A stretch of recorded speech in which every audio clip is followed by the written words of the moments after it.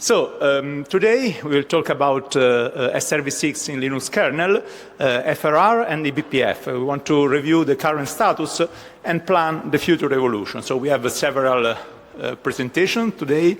I hope you will enjoy the workshop. SRv6, segment routing for IPv6, it's a cornerstone for modern network programmability. So SRv6 embeds instruction directly into the IPv6 packet headers, and so it is a very flexible and powerful networking mechanism. It has been standardized in eBPF, and it has evolved a lot in Linux kernel since its initial support. So we will review kind of shortly the history, let's say, of development of SRv6 inside the Linux kernel.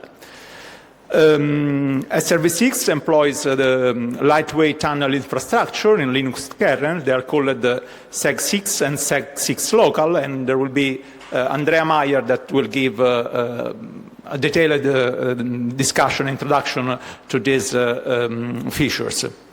SRv6 is not only just in the Linux kernel, but it extends its support into different key subsystems, like, for example, NetFilter or eBPF, and so it is possible to adopt this solution in several different scenarios. What are the goals for today? So we want to learn, discuss, and plan. So in Learn, we'll explore how SRv6 innovation have shaped the Linux ecosystem. So there is a lot of different components that we will discuss today. FRR, Sonic, they use SRv6, and so we see how the interaction between all these different systems. And then we try to delve into future opportunities for SRv6. So I hope we will have some discussion and we can make some plans for the evolution of SRv6. What we will learn, hopefully, there will be a presentation about SRv6 in Linux kernel.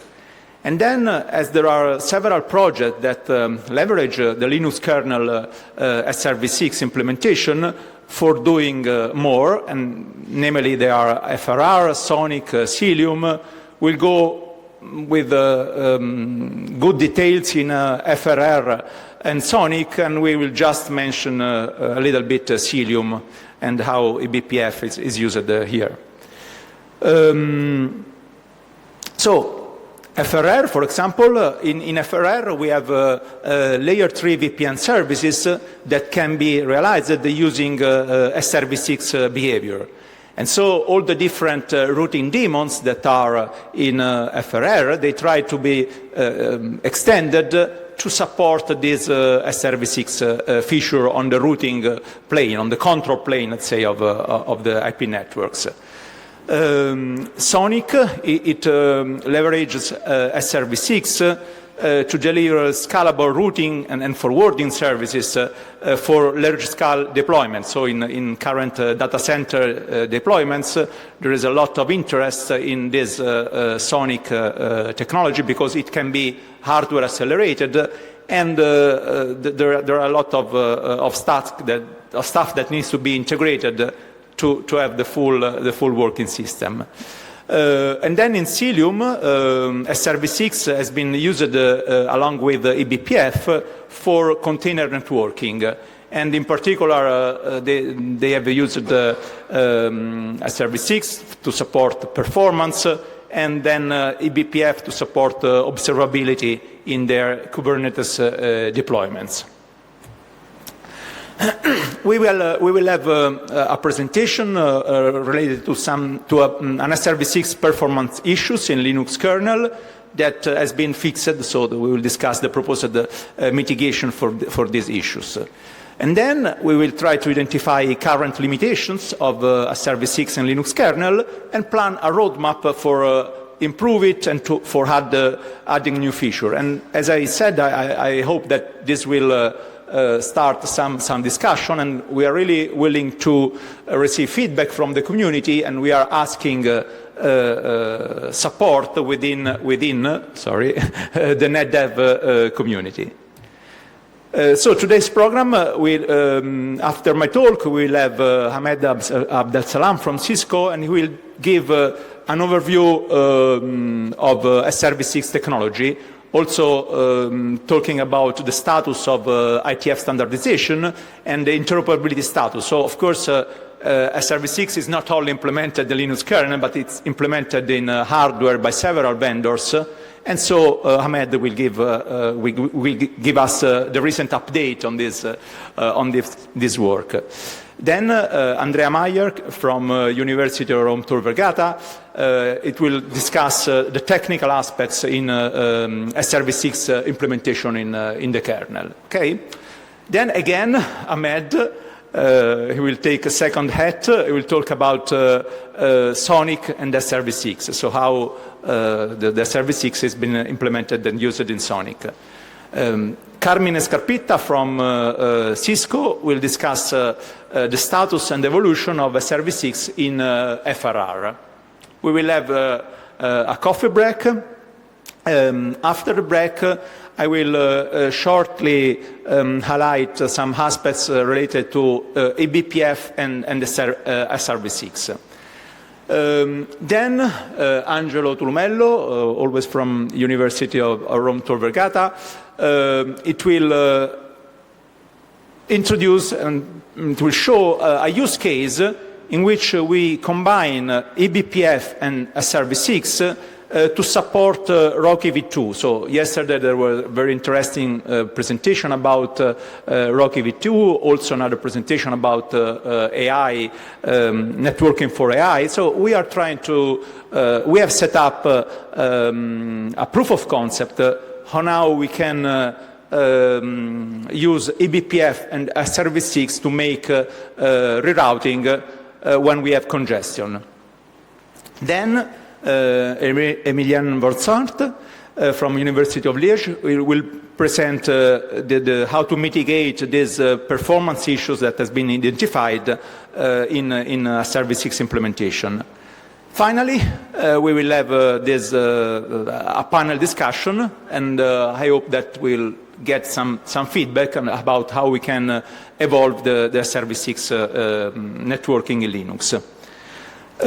So before leaving the floor to Ahmed, I'd just would like to introduce the work that my team has been doing on the SRv6 open source ecosystem, so not only in the Linux kernel.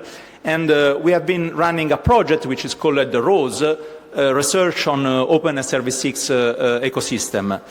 So it's a kind of an umbrella project that collected several sub-projects. It was started in 2017, and we contribute to standardization of SRv6, and we have received funding by Cisco on the Cisco University Research Program. And let's say the goal of this project was to bring SRv6 into the open source world in the kernel, but also with several open source contributions to several other projects. So trying to create a full open source ecosystem.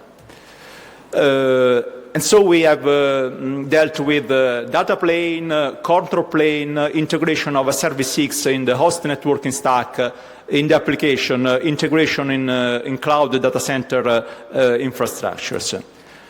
So here you can see a kind of big picture. So on the data plane, we covered the Linux kernel implementation, where you see the penguins, both on the host and on the router, so in a Linux box that acts as a router. We worked on some P4 implementation of SRv6, and then we made some APIs using gRPC, and we developed a Python-based controller that can control a periphery of Linux and hosts, and program the SRv6 behavior from in a top-down, in a SDN-like approach. Then we added some other stuff on top of this infrastructure, so a kind of orchestrator with a northbound API, and then we worked on some monitoring stuff, let's say what I call here a big data plane, in which we have a database that can be used to monitor the SRv6 infrastructure. So here you can find the link to the public web page of this umbrella project. And then, of course, we are an academy, so we produced several scientific papers. And in particular, I like to mention this one, which is a survey paper that is, let's say, the reference survey paper for segment routing for scientific work, and it has more than 200 citations. We have prepared also some tutorials on SRv6, so we try to do this evangelization function. So we have a ready-to-go virtual machine where you can, with playgrounds where you can put control plane and data plane of SRv6. Many people contributed to this project, so I just would like to mention this in the slides. Here you find pictures of some of us, and I think that's all. And I'd like to leave floor now to Ahmed. Thank you.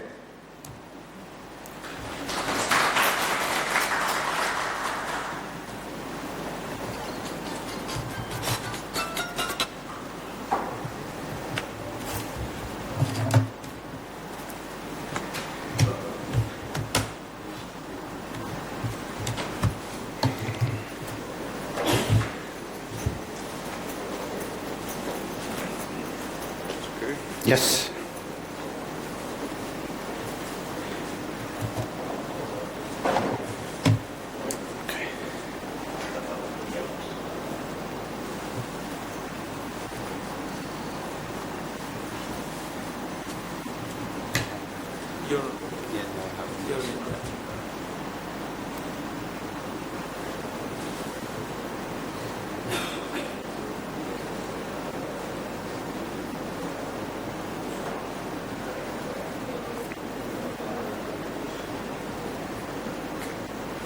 Okay. Yes. It's not yet on the main screen. Yes. It will be okay now.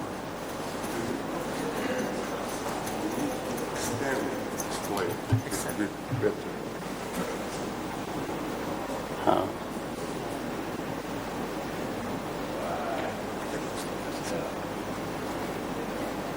It was working before.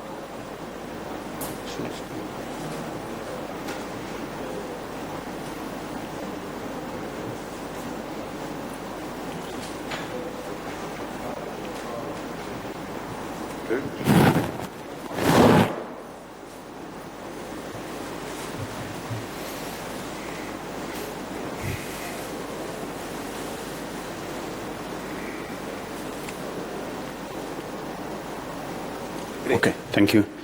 Thanks, Stefano, for the introduction, and many thanks for the Netdev community for hosting us today. Thanks for all of the attendees. So it's not my first time actually to present after Stefano. So this is something that I started to do 10 years ago when I did my PhD with Stefano and the team. So I don't feel, how to say, I feel part of that team somehow as well.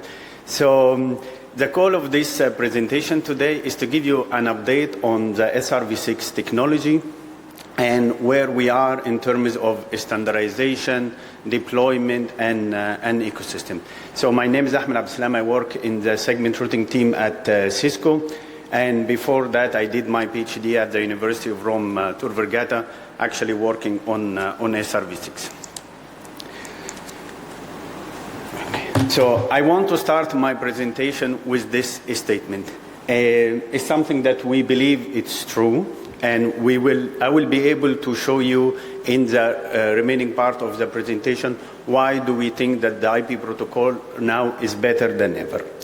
So the IP protocol is basically at the heart of our industry. So whatever we do, even from music streaming, access to workload in the cloud, or anything, it's over IP. All of the mobile industry right now is also over the IP protocol.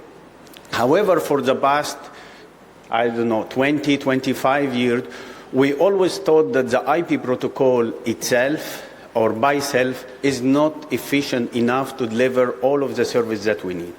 And what we basically did is that we had to invent different shim layers on top of the IP protocol. So in the transport, we had MPLS to be able to deliver services over IP.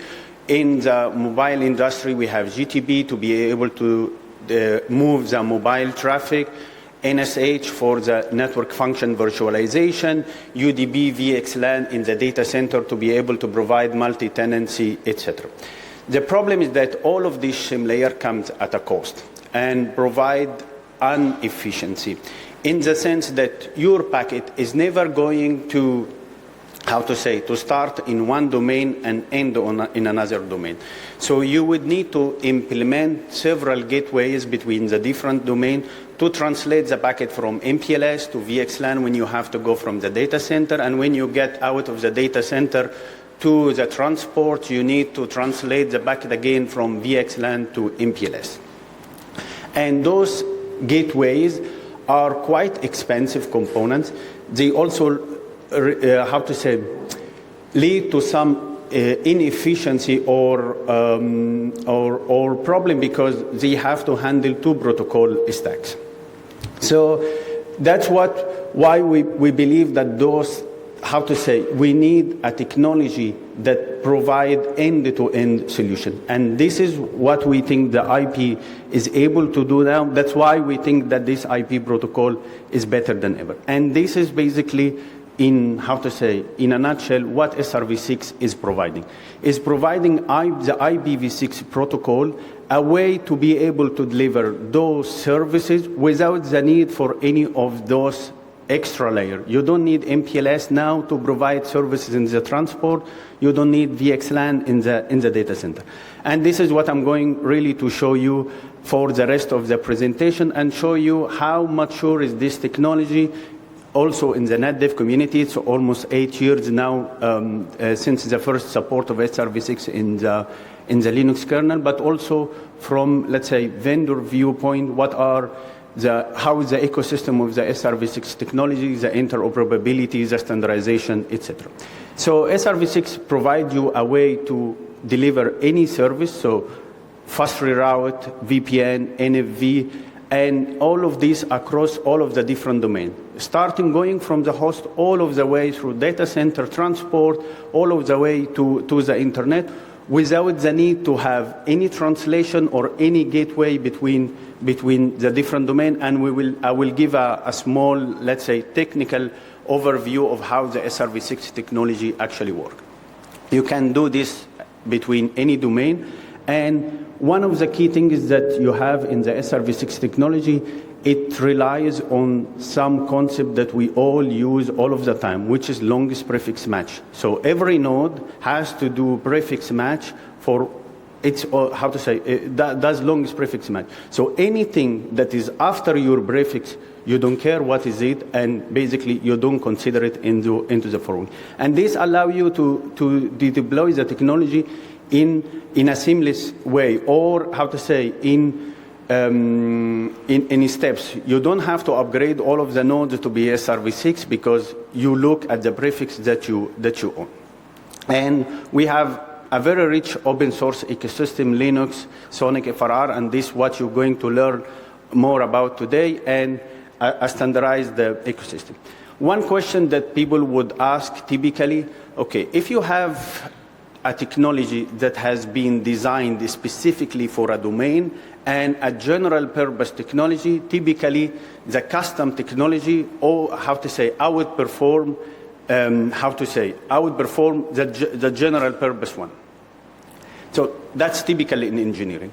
However, by being in the IP protocol and relying on the longest prefix match, this is not the case here. And this is not something that us who presented You can see two operators.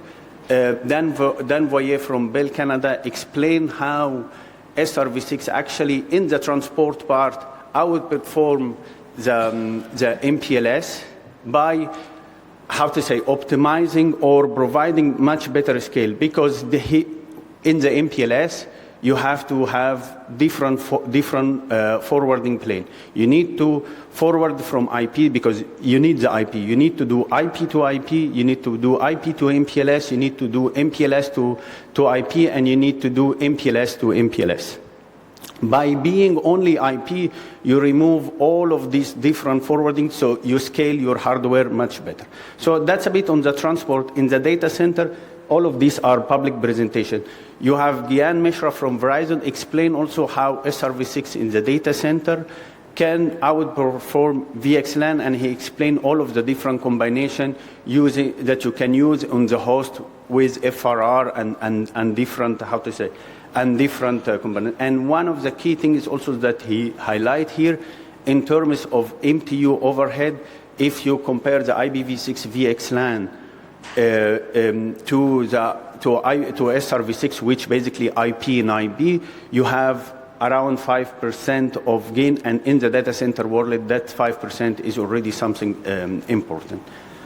So that's a bit, how to say, what SRv6 is how to say, the idea of SRv6. Let me give you a reminder of how SRv6 works.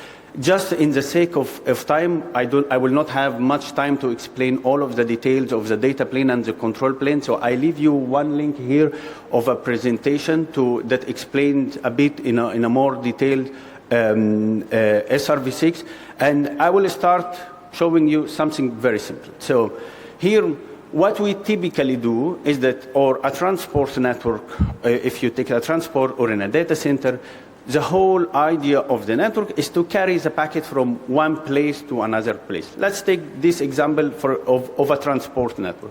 It needs to carry a packet from the left, connected to the PE device 1, to the other side of at PE2. And basically, this packet can be IPv4, IPv6, or even layer 2. What we do in SRv6 is basically encapsulate this packet with an outer IPv6 header, and the packet travels in the domain with this outer IPv6 header, so the inner packet is never touched, so it's a completely transparent service. You don't touch the actual application or customer packet. At the other end, you decapsulate the packet, and you remove this encapsulation and send the packet to the customer on the other side. This is exactly the same what you do in MPLS or VXLAN. What is important about this IPv6 encapsulation? We all know IPv6 address is 128-bit. Those 128-bit are allocated in a way that allow you to encode all of your transport service in the destination address. So with the example that I'm showing you here, we have a 32 bits at the beginning of the IPv6 that we call the SRv6 block, where everyone in the network share this same 32-bit. Then in the remaining of the 128-bit, we can code different instructions, and what we call them micro-SID instruction. And that's why the name SRv6 micro-segment. So basically you have the SID identifier, or the segment identifier, or the identifier of the node encoded in the destination. How many of them you can have? You can have up to 6 instructions in the destination address. Then you may ask, well, if I have more than, let's say, I am in a network and I have very complex, maybe traffic engineering, and I need more than 6 instructions because in the world of MPLS, I had to do 10 hops, for example, or a label stack of 10 labels. There is a segment routing extension header, which can carry extra containers or extra micro-SID instructions. But most of the deployment, at least that we know about, these 6 instructions has been enough to cover all of the use cases, so you only need IP and IP encapsulation. So now you have the destination address. In the destination address, you can code up to 60 micro instruction. If you wish, it's almost like encoding your MPLS label in the destination address of the packet. We can bound this instruction to any service. So the first USID or USID1 can be a traffic engineering instruction, mean go to node 2. And then the second one, go to node 4. And then after you go to the PE2, where you decapsulate and send the packet into a given verb. So we can really bound those microSID instruction to any transport or data center instruction. Let me show you with an example how we can, for example, deliver a layer 3 VPN service with this. So at node 1, I receive a packet in this VPN or VRF9. The destination address of this packet it's an IPv4 packet, but can be IPv6 or L2. We receive this packet. This packet, what we're going to do at node 1, we're going to encapsulate this packet with an outer IPv6 header, where the destination address of the header, how it looks like. The first 32-bit are the one that is common across all of the network. The first instruction in this destination address, which is 002, mean go to node 2. And at node 2, you execute the other instruction where you decapsulate the packet and forward it in VRF9. And you can deliver the VPN service by just using 2 instructions, and you still have 4 more instructions in case you want to have in the middle a firewall or traffic engineering service, etc. So that's a bit. I did a very quick, let's say, overview of SRv6. We have a lot of tutorials, a lot of explaining how the technology works, the control plane part, BGP, IS, and my colleague Carmine also will explain the FRR control plane for SRv6. Then, how this SRv6? What is the status of SRv6 in the industry now? Is it standard? Is it deployed? What is the status in the open source ecosystem? What is the interoperability? Does all of the implementation from the different vendor, including also the Linux kernel, work in an interoperable way or not? So when we start this project back maybe 10 or 8 years ago, I don't recall exactly the date, but at that time I was still actually a student at the university. There was a commitment to the network operator of 3 things. This technology has to be a standard. It has to have a very rich ecosystem, including open source, and it has to work in an interoperable way. We have been working on executing in all of these things, and that's what I'm going to show you in the next slide. So from the ecosystem, from the SRv6 ecosystem, you can see here all of the main network vendors, they are there. They support SRv6. Also, in terms of merchant silicon, it's already supported in open source. It has very, very rich open source ecosystem, including Linux, VPP, P4, and Sonic, and all of the different, open source ecosystem. I will focus a bit on and actually it's interesting to say that the slide that you see here, maybe 7 years ago, if you have seen this slide, it started with maybe 2 logos on the slide. It was Cisco and Linux networking stack, because it was one of the first stacks actually that support this SRv6. So again, many thanks to the team in the university and all of the Netdev community for reviewing and supporting this. So in terms of support in the Linux kernel, this is something that has been there in the Linux kernel for more than 8 years. It started in kernel 4.10, which was released around February 2017. It's important also to acknowledge the person who did the very first implementation. He's not with us here in the room, David Lepron. He now works at Google, but he was the one who did the very first implementation. Then the team at the university take over and continue to support this. We have most of the SRv6 behavior supported, both from head end, where you do classification and steering of the traffic.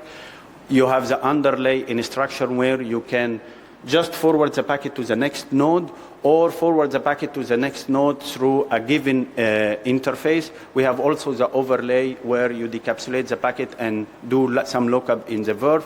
And we have full commitment for the SRv6 in the Linux kernel. The team in the university has been doing an amazing job adding new behavior, fixing bugs, and doing some performance testing to improve the performance. In terms of standardization, the SRv6 technology has been fully standardized at eBPF, so including the architecture part, the data plane, the control plane, and also the operation and management part of the technology. We have been working hard on this to support this at eBPF, and we have been editor of most of the draft and co-author of all of these drafts. Then, in terms of interoperability, so there is the main, interoperability test event that happen every year in Berlin, where all of the network vendors go there with their equipment to test the interoperability. SRv6 has been always there. I leave you here the link for the report for 2023, the last 2 years, and 2024. You can see from the report of 2024 here the name of the vendor that participated in this interoperability test and all of the test cases they have been testing. And in this year, they have been testing exclusively the SRv6 microsegment implementation. It's important to say that the Linux kernel has been there since the very beginning.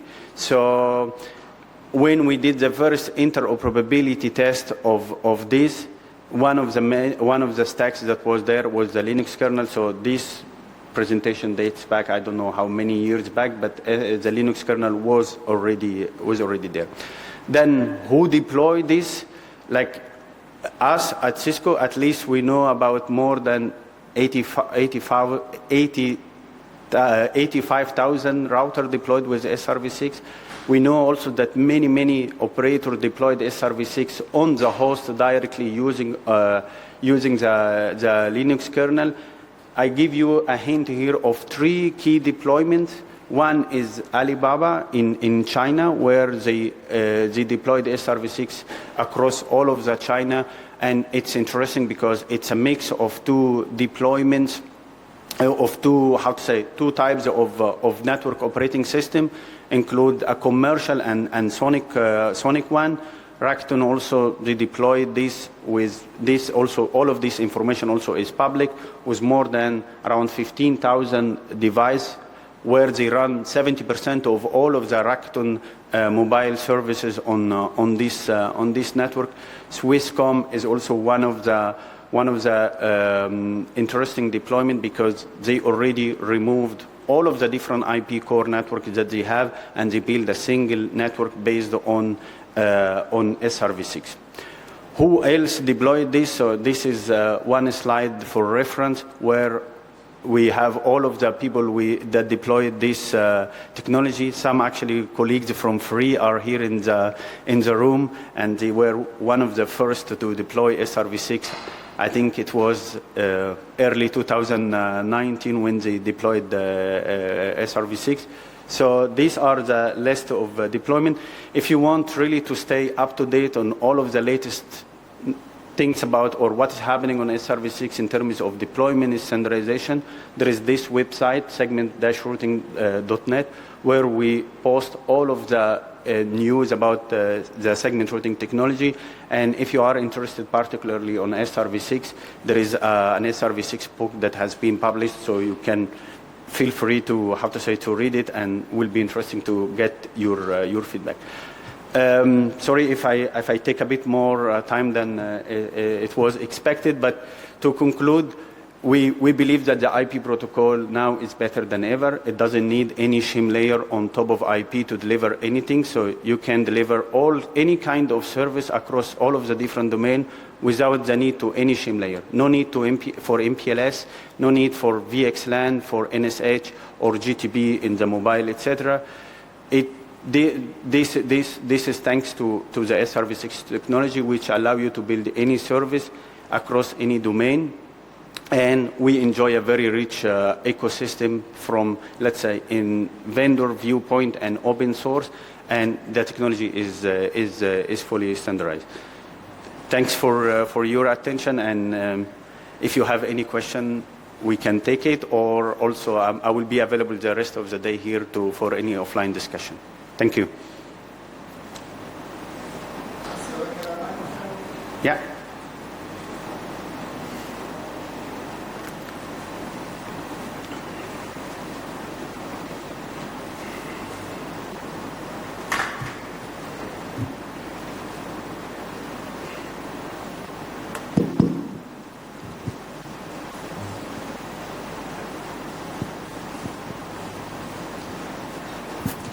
Thank you. Eugene Crosser. I have heard about SRv6 relatively not long ago, but I am in networking and Linux networking for quite a while. And what I found lacking is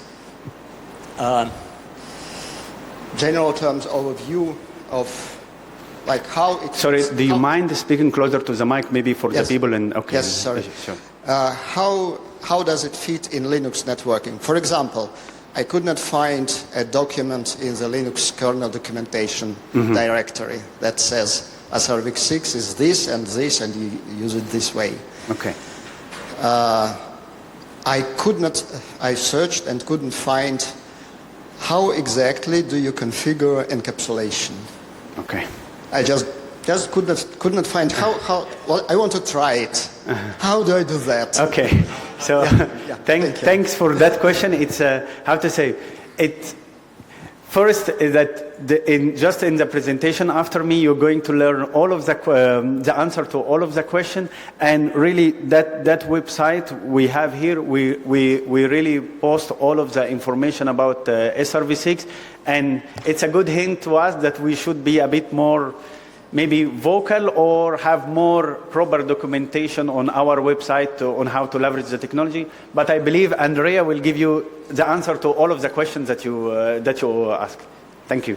Yes, and if the documentation is not perfect or is not there, it's our fault. So that's a good a good suggestion for the future.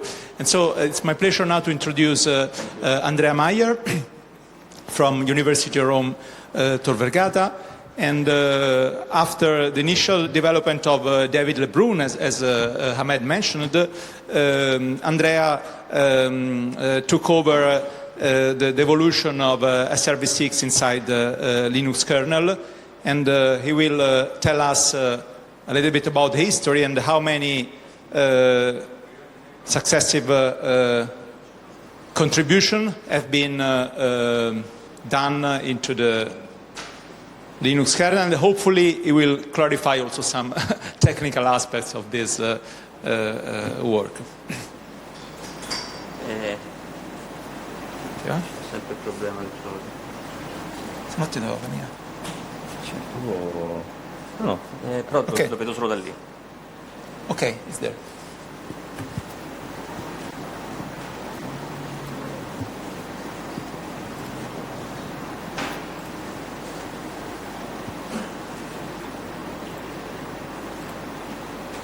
Great. Okay. Good morning. Thanks for the introduction. I'm Andrea Mayer, and I am a research engineering that cooperates with CNIT, which is the National Inter-University Consortium for Telecommunication.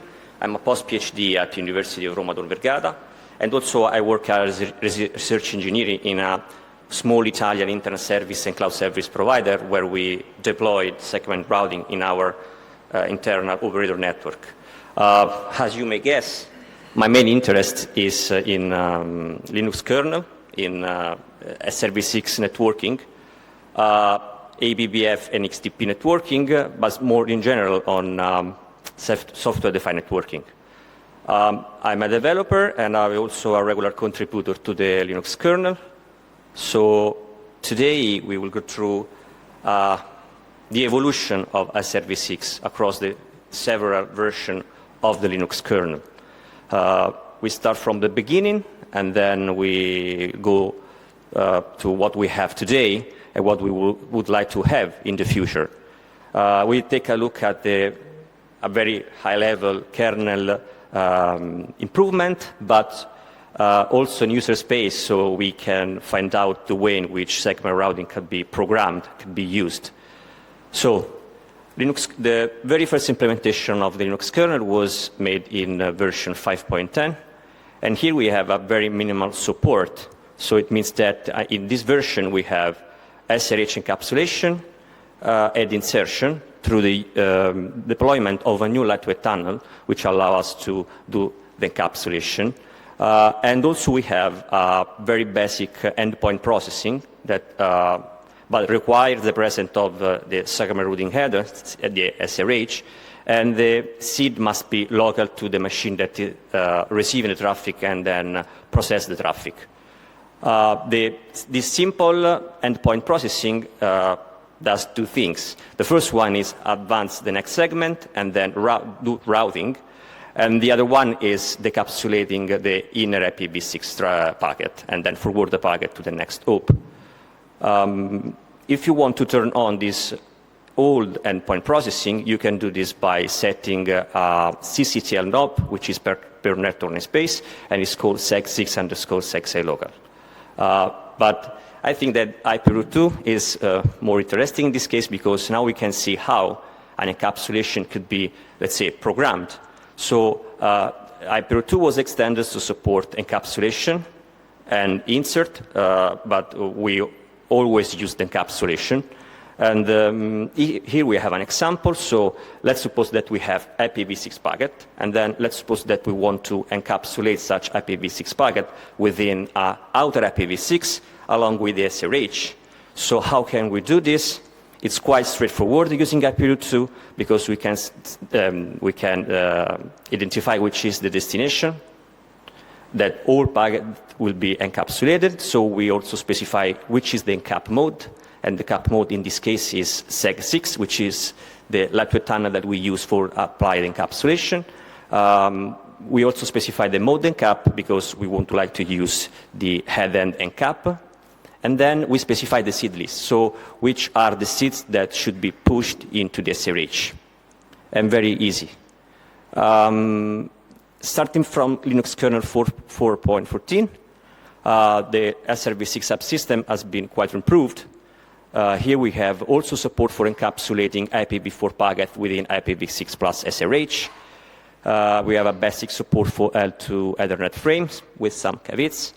But another very important things in this version is that we have support for advanced local segment processing through the implementation of another lightweight tunnel, which is called seg6 local. And this is very, very important because with the local behavior, let's say end.x and t and so on, we can configure this behavior by providing from the user space, so from, let's say, from IP route 2, we can provide parameters, attributes that can change the way in which the behavior behaves. And in this, with the advanced local segment routing, the packet, the seeds, should not be bound anymore to any local address on the machine. It's worth noting that some of those behaviors does not require the SRh at all. So you can do, we can use those with the IPv6 only without SRh. Here we have again an example through which we can program an end behavior. So with IP route 2, we specify which is the active seed, and then we specify this. We use this new encap tunnel type, which is segsa local, and then we specify which is the action that we want that should be triggered when we receive a packet that have this seed in the destination address of IPv6. As you may see here, the end doesn't take any attributes, any parameter provided by the user, but there are other, let's say, other behavior that require some further configuration. For instance, here we have the end.t, which requires the table that should be used for routing the packet. So let's say we have a packet, we advance the next segment, and then we have to decide what to do with this packet. And then we look up into the main. For instance, here we have the main table, but you can choose whatever table you want. And in the Linux kernel version 4.16, also net filters align with the SRv6 support. And it was provided, the support for netfilter was provided through a kernel module, and also the IP table CLI was updated to, for instance, match on specific part of that SRH. Let's say we can have match option on extension headers, on the length, on how many segments left are in the SRH, and so on. And with netfilter, we can combine this extension with that extension to have a very complex filter chain. I think this is quite interesting. Starting from Linux 4.18, we have a new hand behavior, which is a Linux peculiarity. And it's interesting because a new type of eBPF program was deployed.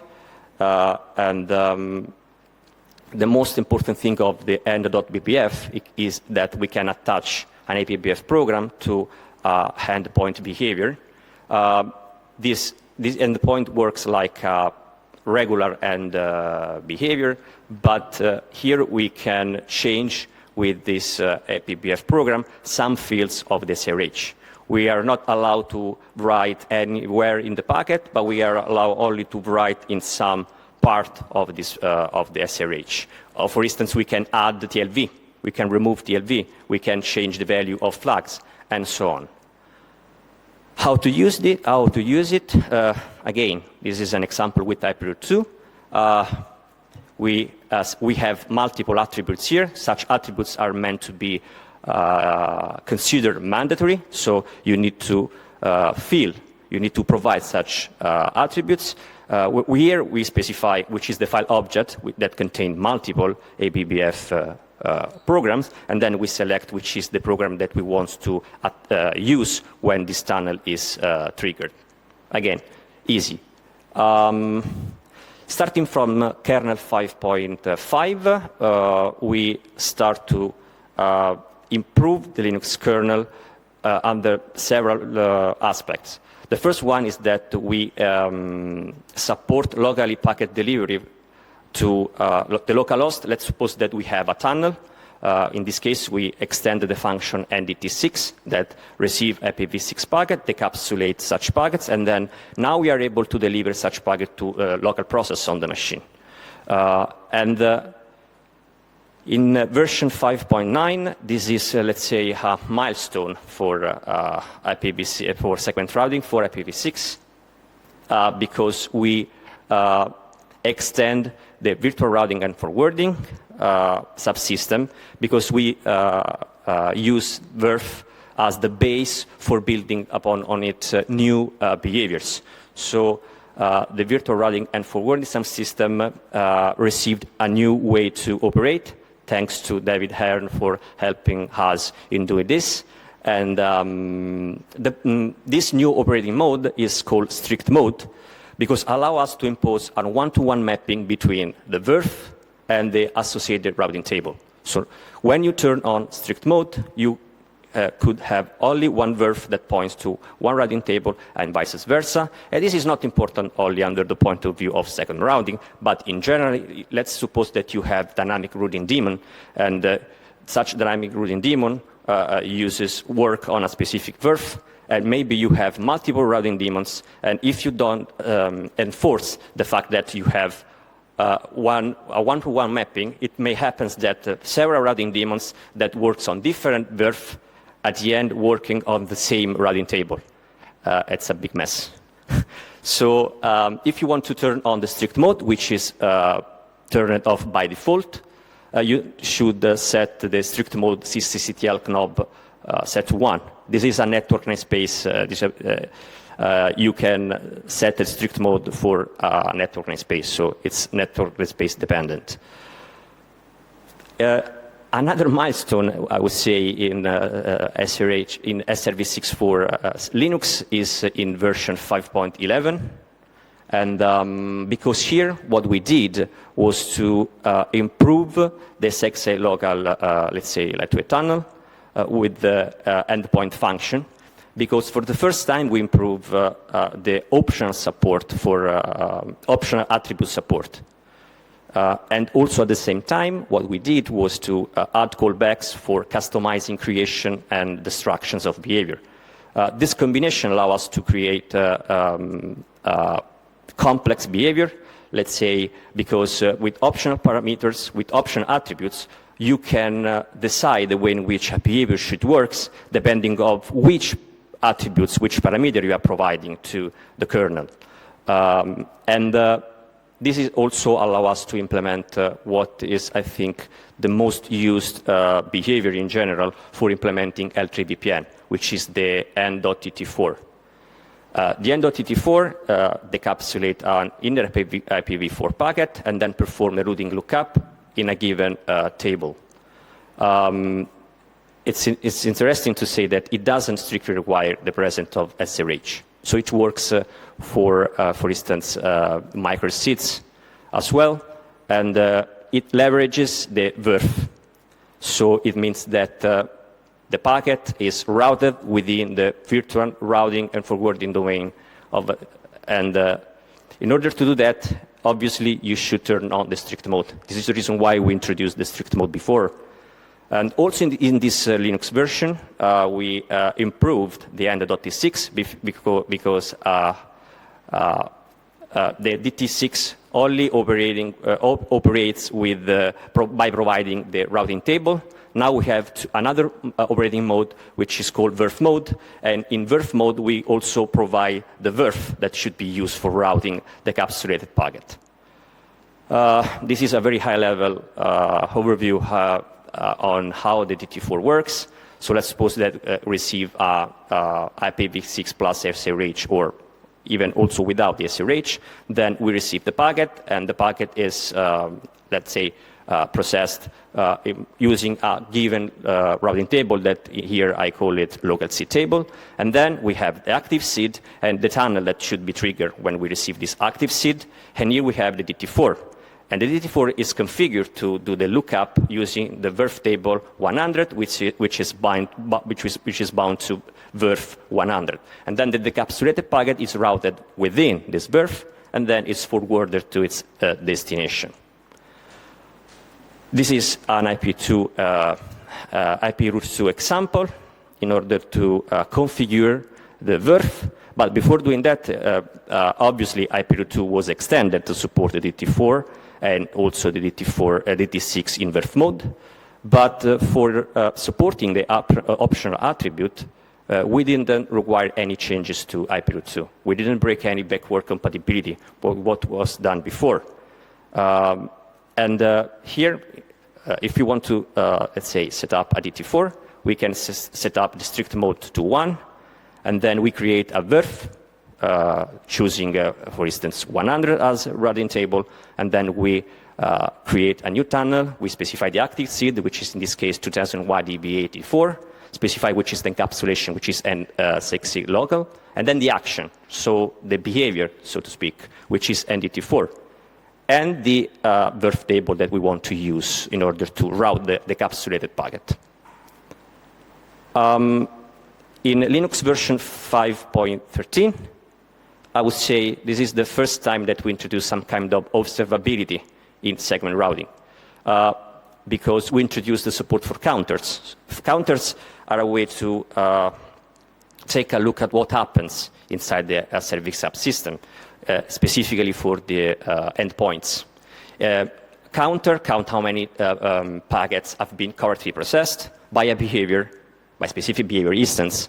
It counts also determine the amount of traffic that had been correctly processed by a behavior, and also it tracks down the number of packets that should not be processually correct. Counters are very interesting. When something doesn't work as I expect, I always turn on counters to see if the behavior has been triggered, if it has been used or not.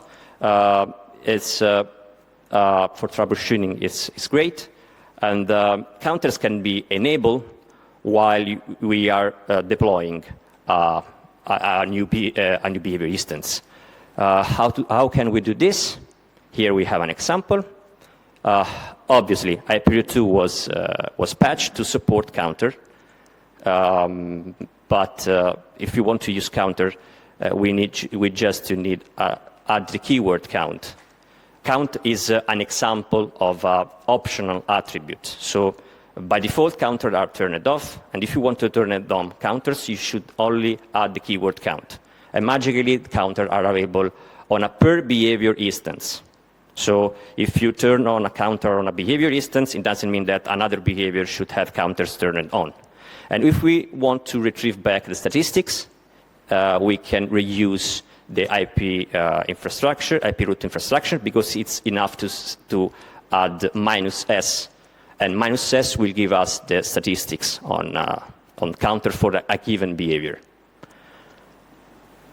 At this point, we have NDT6 and then DT4, and DT6 handle inner IPv6 packet, and DT4 handles inner DT4 packets. But what happens when we want to have a tunnel that is able to handle both of them at the same time, mixing a tunnel with IPv6, a tunnel with IPv4?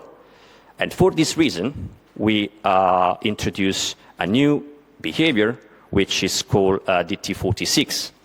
And the DT46 does what it promised, and promised to handle the encapsulated IPv4 and IPv6 using a VRF. Also in this case, we reuse as much as possible the infrastructure that we introduced in the previous patch, and also for DT4 and for DT6. And as you may guess, also in this case, we need to have the strict mode turned on. The DT46 simplifies, I would say, a lot in the all operation and setup in a SRv6 VPN.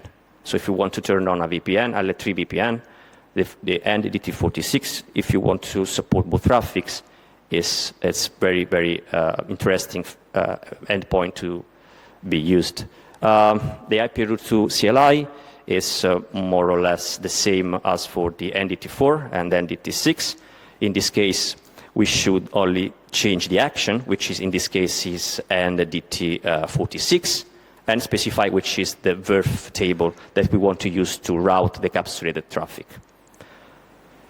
In Linux kernel version 5.15, there was submitted a patch to introduce netfilter hook within the SRv6 subsystem with the purpose of tracking both outer and inner flows. For inner flows, I mean traffic that is carried by the SRv6 packets. But keep in mind that the netfilter hooks are by default disabled in SRv6. This is because this is in some way tied to performance issues. So if you want to turn it on, if you want to turn on netfilter hooks, you can do this. You can act on a sysctl knob, but this time keep in mind that this sysctl is system-wide. So if you are in a network space and turn on, let's say, support for netfilters hooks in SRv6, it is done at system-wide level. And once you have turned it on, you are not able to turn it off. You should reboot your machine. So keep in mind when you turn it on. And starting from Linux kernel 6.0, this is another milestone, I would say, because for the first time, we introduced the head and reduce. And the head and reduce allow us to shrink as much as possible the SRH. How? Because we have a seed list, we remove the first seed from the seed list, and we push this seed directly into the IPv6 destination address. And if we have a seed, if we have an SRv6 packet that has only one seed, and we do not carry any other information within the SRH, so we are able to remove completely the SRH and put this only seed into the IPv6 destination address. So here we have an example.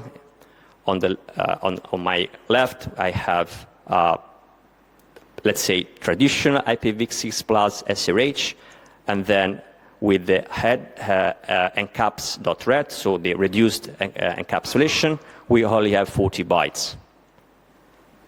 Again, here we have an example. How to do this? IPv2 obviously was patched to support reduced encapsulation also in this case, and we introduced two new modes. One is encap.ret, and the other one is L2encap.ret. And this is a IPv2 CLI command to instantiate a new encap tunnel, but in this case we use an encap.ret. And then we specify which is the seed list that should not be adapted by the user for removing the seed that you would like to, let's say, put directly into the IPv6 destination address, because the kernel, in a transparent way, reduced the seed list by ourselves. So what does it mean in reality, in practical and use cases? It means that if you, up to now, had encap tunnel, you are able to remove, you are able to switch to encap.ret without, by changing only the encap mode and without touching the seed list. So it's an upgrade that costs not so much, but we have an improvement on reducing the size of the packet. Oh, sorry. Okay. So let's keep in mind that now we have reduced head-end version, but there are some scenarios where we have where we may have a lot of seeds, and at the same time we want to reduce the impact of a long SRH on, for instance, the MTU, or because we have old hardware legacy which has not enough processing power and is not capable to process a long SRH. So in Linux kernel version 6.1, for the first time we introduced what is so-called an exit mechanism, and it's a way to, which is also known as microseed, which is a way to have an efficient representation of the seed list. It's a kind of compression. And what does it mean in reality? It means that we may encode several seeds within a single 128-bit seed. And this is something that my colleague Ahmed was showing you before. The next seed mechanism was implemented through the flavors framework, which has been defined in the SRv6 programming model RFC.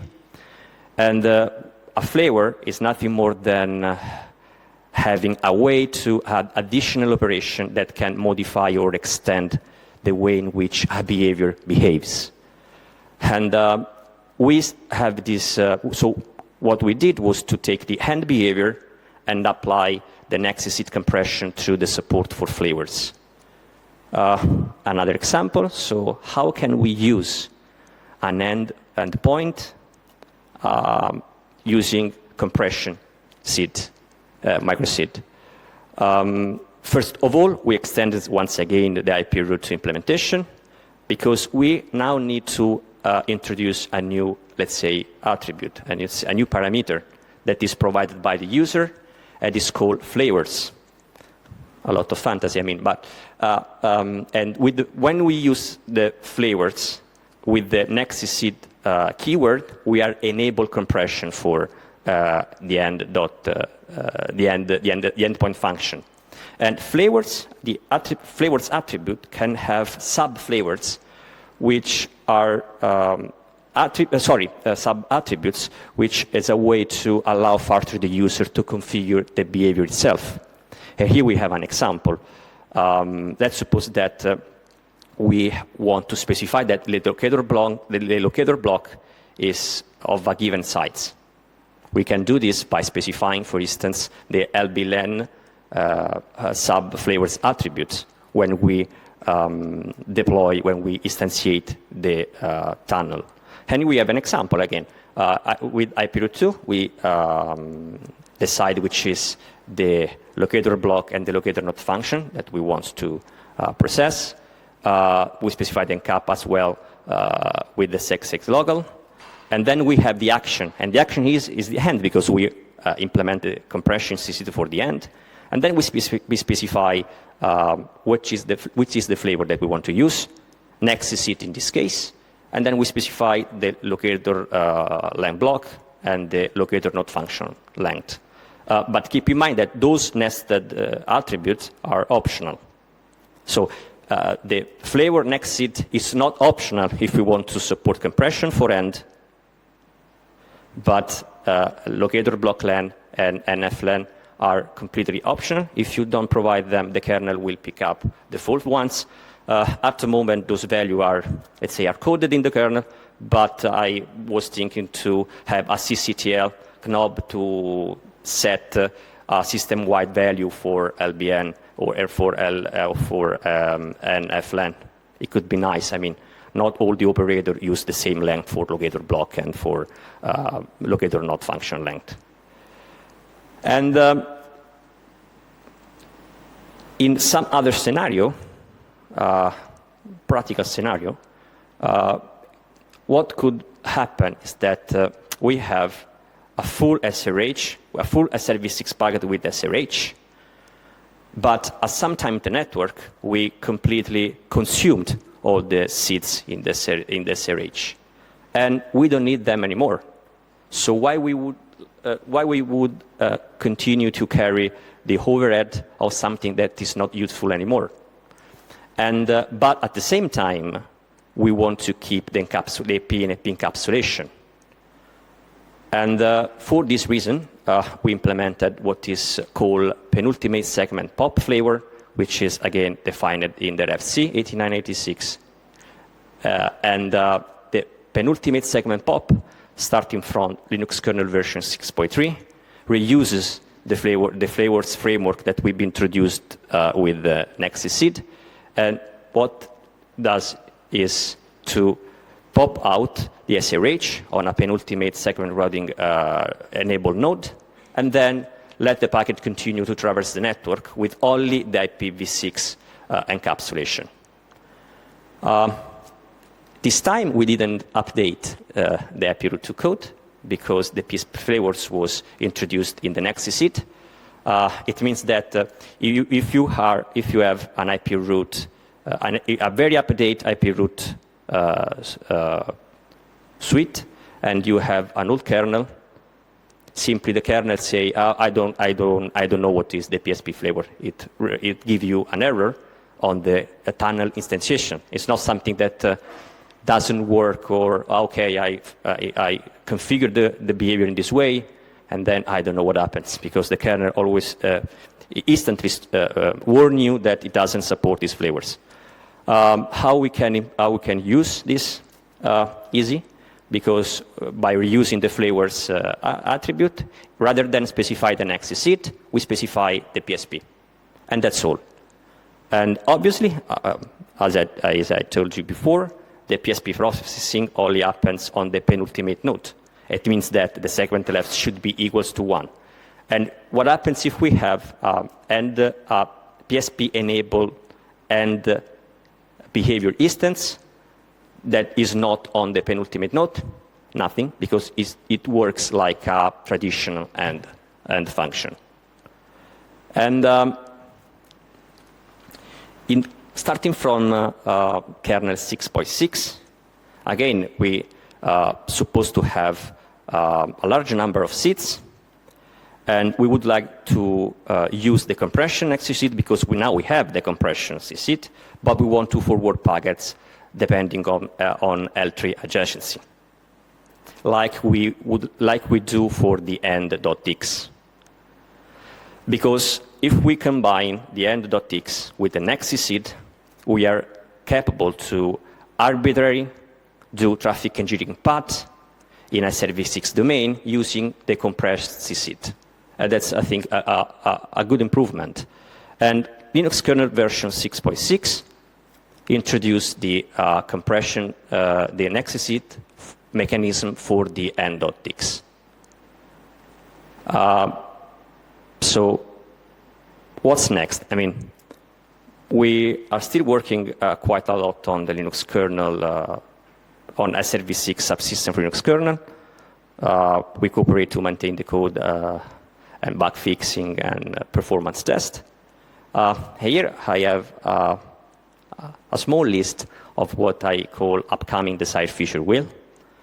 The first thing that I would like to do is to improve the observability in SRv6, because I think that observability... ho finito io. Ho praticamente finito. It doesn't work, the mic. The mic doesn't work, so you can use this mic. Yeah, I was just suggesting that you just mention what you want to do, and then we do it in the... for sure. And so we move to Just 1 minute. Yeah, sure. Observability, I would like to introduce the K-free SKB reason in IPv6, in SRv6, because I would like to know why a packet is dropped. I would like to have a smart way to see, okay, I have counters, but which is the reason why the packet has been dropped? And also would like to extend the counters also for the head-end behaviors. And then I would like also to add new capabilities, for instance, to allow the user to specify the traffic class, the hop limit that should be put into the outer IPv6, and also a way to propagate ACN bits from the inner packet to the outer packet for next future use case scenario. And then conclusion, we work a lot on this on the SRv6 subsystem Linux kernel. We brought several improvements, and our work is done on research purpose as well as on real use cases. And we are very, very active on SRv6. If you have suggestions, ideas, complaints, please drop up a message.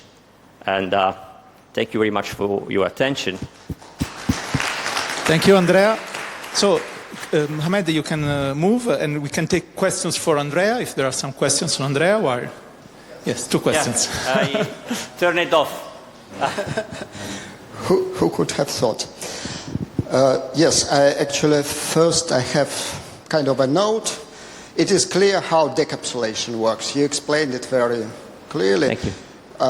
Yes, a side note is that you probably could get away with just specifying the VRF, because you can derive the table from the VRF, especially if... Yeah, so it's redundant information. Okay, thank you. But that's the easy part. The difficult part, it is still not clear how encapsulation works. Encapsulation? Encapsulation. Okay. For example, if I want to create a L3 VPN, how would usually go about it? I would create a VRF, get some routing table there, and have some interface. And everything that's routed to that interface gets encapsulated. This is quite traditional Linux kernel model. You have VXLANs, GREs, RSPANs, and all the stuff. But it was not clear from your presentation. Yeah. How do you actually specify which traffic needs to be encapsulated just in this tunnel? Okay. Yeah, thank you. As a user of the Linux kernel, I can help to do this because I used it several times. Maybe Andrea can help me. Yeah. So I get your question on this. So your question is basically also for people in the room and people over Zoom. basically how you can steer a specific IP traffic into a given SRv6 encapsulation. So through the presentation, Andrea explained there is IP route 2 has been extended, so you can basically configure an IP route where you identify the prefix. So I would say IP route for the prefix 10.0.0/24, and then I identify the segment routing list that this packet should be encapsulated. So, so maybe Andrea with the example. Yeah, this doesn't always work because you may have multiple VPNs with overlapping address ranges, and you want different VPNs to be routed to different tunnels and so on. But the point is that you can use both. So multi-tenant are in separate routing domains. So you can reuse IP addresses because each tenant stands in its own virtual routing and forwarding word. How do you do that? The CLI. The CLI? Yeah. So I think this is separated because when you put the routing table, you do this in one specific VRF. But okay, we can keep later this one. We have and also at the end the panel, so we can see much more in detail if you want. And I think that another thing that maybe you can be interested in is layer 2 VPNs, and this is still actually not done in the right way. So there is room for improvement with layer 2 VPN. Why I'm pretty sure that layer 3 VPNs, they are handled smoothly. So we can explain how they work. But for layer 3 VPN, we are confident that the solution is rather smooth. Layer 2 are really missing, and this is one of the next steps that you want to have. There was another question. Andrea, sorry, there was another question? It was time for Ahmed. No, just stay there. Take the question. Hello. Great presentation, by the way. Thank you. So I'm wondering if you are using PSP to remove SRh. But you are adding the SIDs. Why don't you pop up SID as you go along? So you mean you would like to remove seeds, the used seeds from the SRH along the path? But it's not the standard. So the PSP was defined in the RFC, so I implemented what was in the RFC, but I think your idea is something which happens when you process the microseeds with the next seed compression. So you have a carrier, you have a locator block, you have microseeds, and then along the path, when you process, when you jump from one endpoint to another, you are consuming the microseed because you don't need to it anymore, and you jump to the next microseed. So in this case, what you suggest is what was really, say, implemented, but not for the SRH. The SRH remain untouched unless you consume all the seeds, and when you are on the left, let's say on the penultimate node, you don't need of the SRH anymore, and then you pop out the SRH, but you need to keep the outer IPv6 because let's suppose that you have IPv4 payload and your network is only capable of IPv6. So how do you, let's say, forward the traffic? This is the reason why. I hope. Okay, thank you. You're welcome. Any other questions for Andrea? We can also take questions in the final panel. If not, okay. So thanks, Andrea, for the presentation on the Linux kernel. So Stefano gave me a hard task to be between you and the coffee break. So I will try to make it on time so you are not late for the break. So in this part of the presentation, I'm going to give you an update on another open source stack that supports already SRv6, which is Sonic. And typically when I did this presentation before, some questions that I typically get from people like, okay, what is Sonic? There are few terms that people are using, Sonic, SI. So before I go into the details of the SRv6 support in Sonic, I will go very quickly on what is Sonic, what is SI, what is FRR, etc. But I think many people in the room might already know them. So basically, to start from Sonic, so Sonic basically is open networking in the cloud, and this is something that was originated and open sourced by Microsoft, and with the goal basically to power their Azure infrastructure.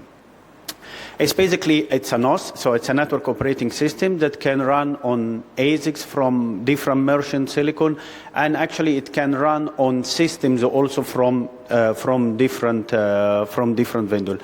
I give you an example. In Cisco, this can run on the Cisco 8000 platform, and it can also run on on the Cisco Silicon One in a white box.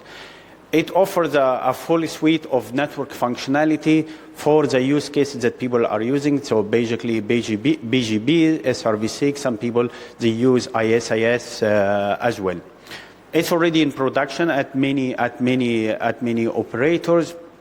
I'll show you one example, at least, of deployment of Sonic with SRv6 in production, and it has a very big open source community. So that's the Sonic. So when you have that Sonic router, what is really inside that router? The first component that you have inside is basically your hardware ASIC, and the SDKs that come on top of that ASIC to allow you to program the hardware. Then you have the Sonic operating system itself. And then how can this Sonic network operating system program that hardware? And this is what is called the SI layer, or switch abstraction interface. So the SI layer basically provides you a way to abstract the functionality of the hardware. And there is the OCP SI community where they define the SI header for all of the different functionalities. So you have a SI header basically that abstracts and that defines the hardware attributes. Then in order to run that standard SI header on ASIC from multiple vendors, every vendor has to provide an adapter for that SI, or basically it's an implementation of that SI header on that specific SDK. So every ASIC vendor, basically, when they give you the hardware with SDK, they give you the SI adapter implementation also with it. So that's a bit how the stack of the Sonic operating system looks like. But it doesn't end there. In order to run this, you are going to run it in a network. So you need a routing stack to run on top of that operating system. And this is basically what FRR is doing. So FRR, it's an open source. Many people would know it already. It's an open source routing protocol. It supports BGP, ISIS, and support other different protocols. But in the context of Sonic, most of the people are using typically the BGP, and some people using ISIS. There we have a full SRv6 support as well. And this is something when we have interoperability also testing between the implementation of the SRv6 in Sonic and some of the commercial iOS, including Cisco XR. And this is something that has been deployed in production at Alibaba. So that's the full stack that you see. So when someone speaks about a Sonic router or a Sonic box, that's all of the different layers that you have inside the box. And we're going to cover a bit how we added SRv6 support into those different layers, and two examples of, let's say, collaboration effort. One, to deploy this at Alibaba, and a second use case from one of the hyperscaler that has been presented recently to the Sonic community. A bit if you are used to typical, let's say, NOS from a given vendor, let's say, take an example of Cisco, how that Sonic is different from a vendor NOS. Underneath, you have the same hardware and you have the same ASIC. Basically, the ASIC would typically provide you some native APIs to program the hardware. In a commercial NOS or a vendor NOS, you're going to have a kind of hardware adaptation layer where you directly program, you use that native SDK APIs to program the SDK, and then you have the typical functionality of FIB, RIB, and all of the different routing daemons. On the other side, on a white box or in a Sonic deployment, you're going to have that SI header and SI adapter layer to allow you to program the SDK, and on top of them you will have Sonic, which basically provide you a set of databases that provides you like the FIB functionality and the routing daemons and the RIB functionality, which it chooses download the best path into FIB, is basically something that come from FRR, from the FRR. Then in the next part, I will give you a bit of update on that journey of supporting SRv6 in Sonic, and with two example use cases. So the first use case basically for the Alibaba deployment. If you look, it's public, they explain how they used SRv6 with Sonic in deployment in production. So this is something that started looking back at that the different layer stack. The first layer where you start in Sonic is the SI layer. So we started that collaboration back in 2021. It was a collaboration between many industry vendors, including Alibaba, Cisco, Broadcom, Intel, and few other. And the first thing was basically to add the support of SRv6 in the SI. So basically that SI header that allow you to program the hardware, that's when we get the support. 1 year after, based on that, Alibaba announced what they call Alibaba Routing Platform. So it's a Sonic device, and that Sonic device has SRv6 enabled. And 1 year after, that's when this has been deployed. So in 2023, is basically that's also publicly at the Sonic Foundation. So it's part of the Linux Foundation, where basically they announced this deployment. And one very interesting thing that also started this year, if you are interested in contributing to Sonic in these routing use cases, they created the Sonic Routing Working Group. It's basically a routing working group in the Sonic community where they discuss all of the routing use cases in the context of Sonic, specifically also many use cases for SRv6, but others. Again, in 2024, after the deployment, some of the code that has been deployed was not yet open source. So there was this Phoenix Wing initiative where it has been basically, they already started to open source all of the code that has been deployed but not yet open source. So all of this feature, if you are aware of the Sonic releases, so they do a release every 6 months. So in May and November. So in the November release of 2024, most of that code has been already open sourced in that release. So that's the first use case of how we get SRv6, let's say, supported in the different layer of the Sonic routing stack. Then there is another use case that has been presented publicly by Microsoft in the Sonic community.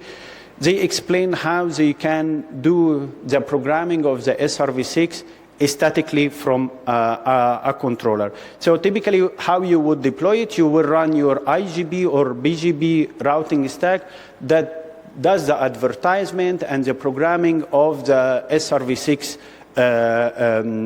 information. In that different way of doing it is basically in a deployment where you have an SDN controller, maybe you don't need to have an IGB or BGB at all, but you program everything statically from a controller that has a full view of the network. So this is something that Microsoft explained publicly in that link, and the recording is also available. And that was also a big collaboration between many players in the Sonic community, and to support this, many more than, I would say, 30 code PR has been pushed into Sonic, FRR, etc. And one key thing that is also happening in order to support this use case is to upgrade the FRR into Sonic to be the latest release. Because if you are following a bit, there was typically a bit of complaint that the Sonic picks an FRR release, and typically the FRR release was a bit outdated, so you don't get the latest feature. So as part of that effort, we also upgrading this, and if you are interested, we are going to do a demo at OCB this year in Dublin of using SRv6 for that SDN use cases. So that's a bit, how to say, how we get SRv6 supported in Sonic. A bit to give you on the different layers how this SRv6 is being supported. Starting from the lower layer, basically where you have the hardware and the SDK, and this is something that we already explained when we talked about the SRv6 ecosystem. If you remember the slide, there was a section on the merchant silicon. So many merchant silicon already support this in the hardware, and again, those support is exposed through some native SDK APIs. Then the interesting part where the SI layer comes, where what are the different behaviors that we support. So the SI community has, let's say they have the SI header where you can add all of, where all of these behavior are defined. And the SRv6 is already added in the main line in that community SI, so it's fully available. And there you have basically all of the different behavior, from head-end, so encapsulation behavior, the underlay and overlay, but also the traffic engineering when you want to create a policy with multiple candidate paths, multiple seed lists, etc. The SI adapter, many also merchant silicon support this.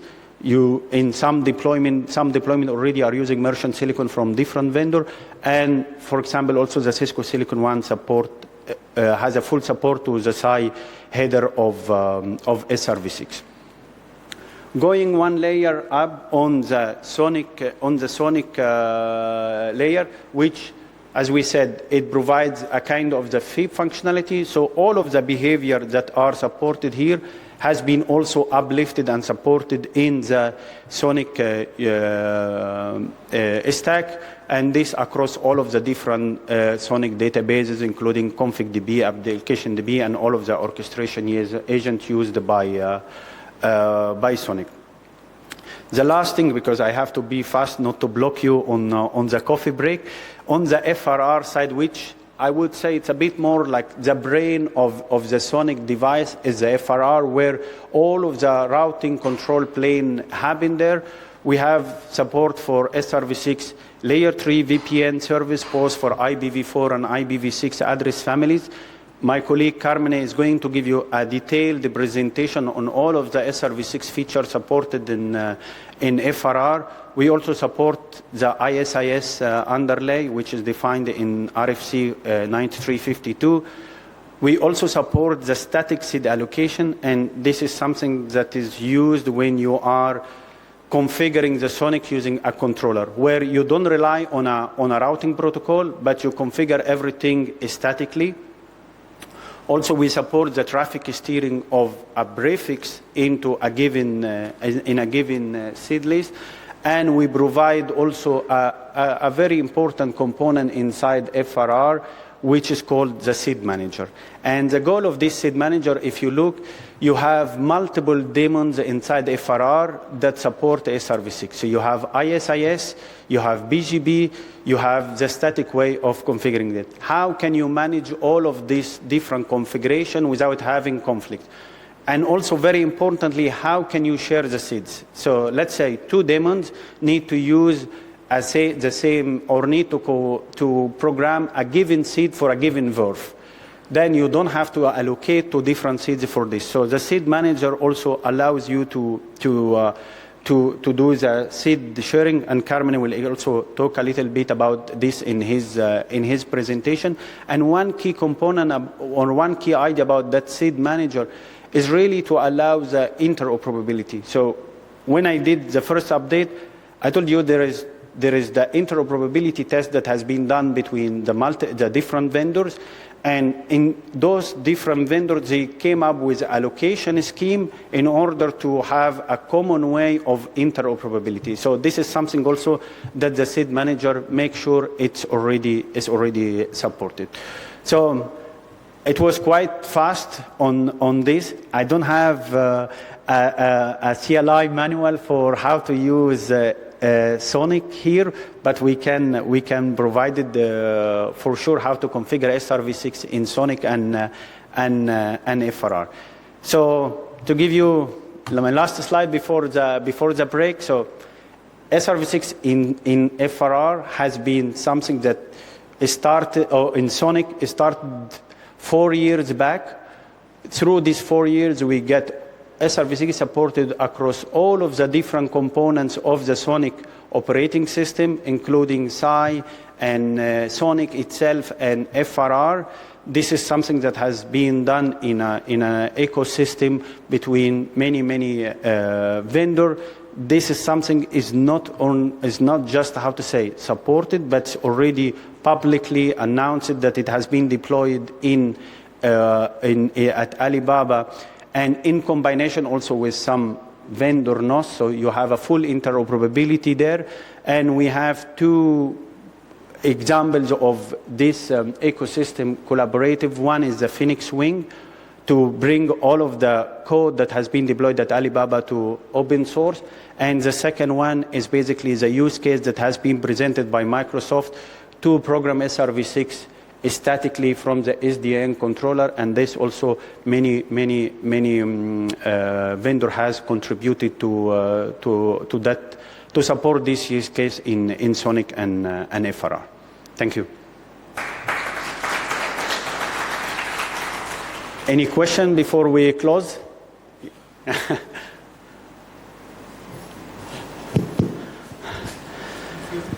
Yes, sorry, but I have another one. Sure. So you mentioned SAI. Yes. An interface to program basically smart switch. Yes. Could you say a couple of words? How does it relate or not relate, and why not to OpenFlow? Maybe one can be implemented via other, or maybe not. Maybe you could say a few words. I can talk about the SI, but the comparison between SI and OpenFlow, I would leave it to someone from the Open Compute project to comment on this. But basically, the idea really of SI is to abstract all of this layer. I know that it's, how to say, there is like similarities between this and OpenFlow, but I have to say, myself, I did not work much on OpenFlow, so I wouldn't be able to answer, let's say, the OpenFlow part, but I can answer the SI part, which I worked specifically on it. Thank you. Thank you.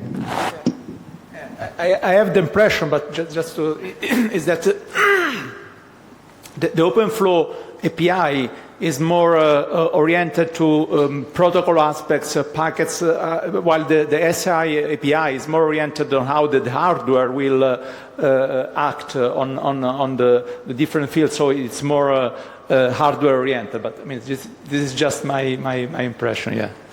So they are, I think, complementary. I think you cannot reuse OpenFlow in the same context where you are using SI unless you are doing a lot of processing of the OpenFlow information and mapping them into the specific hardware that you have below.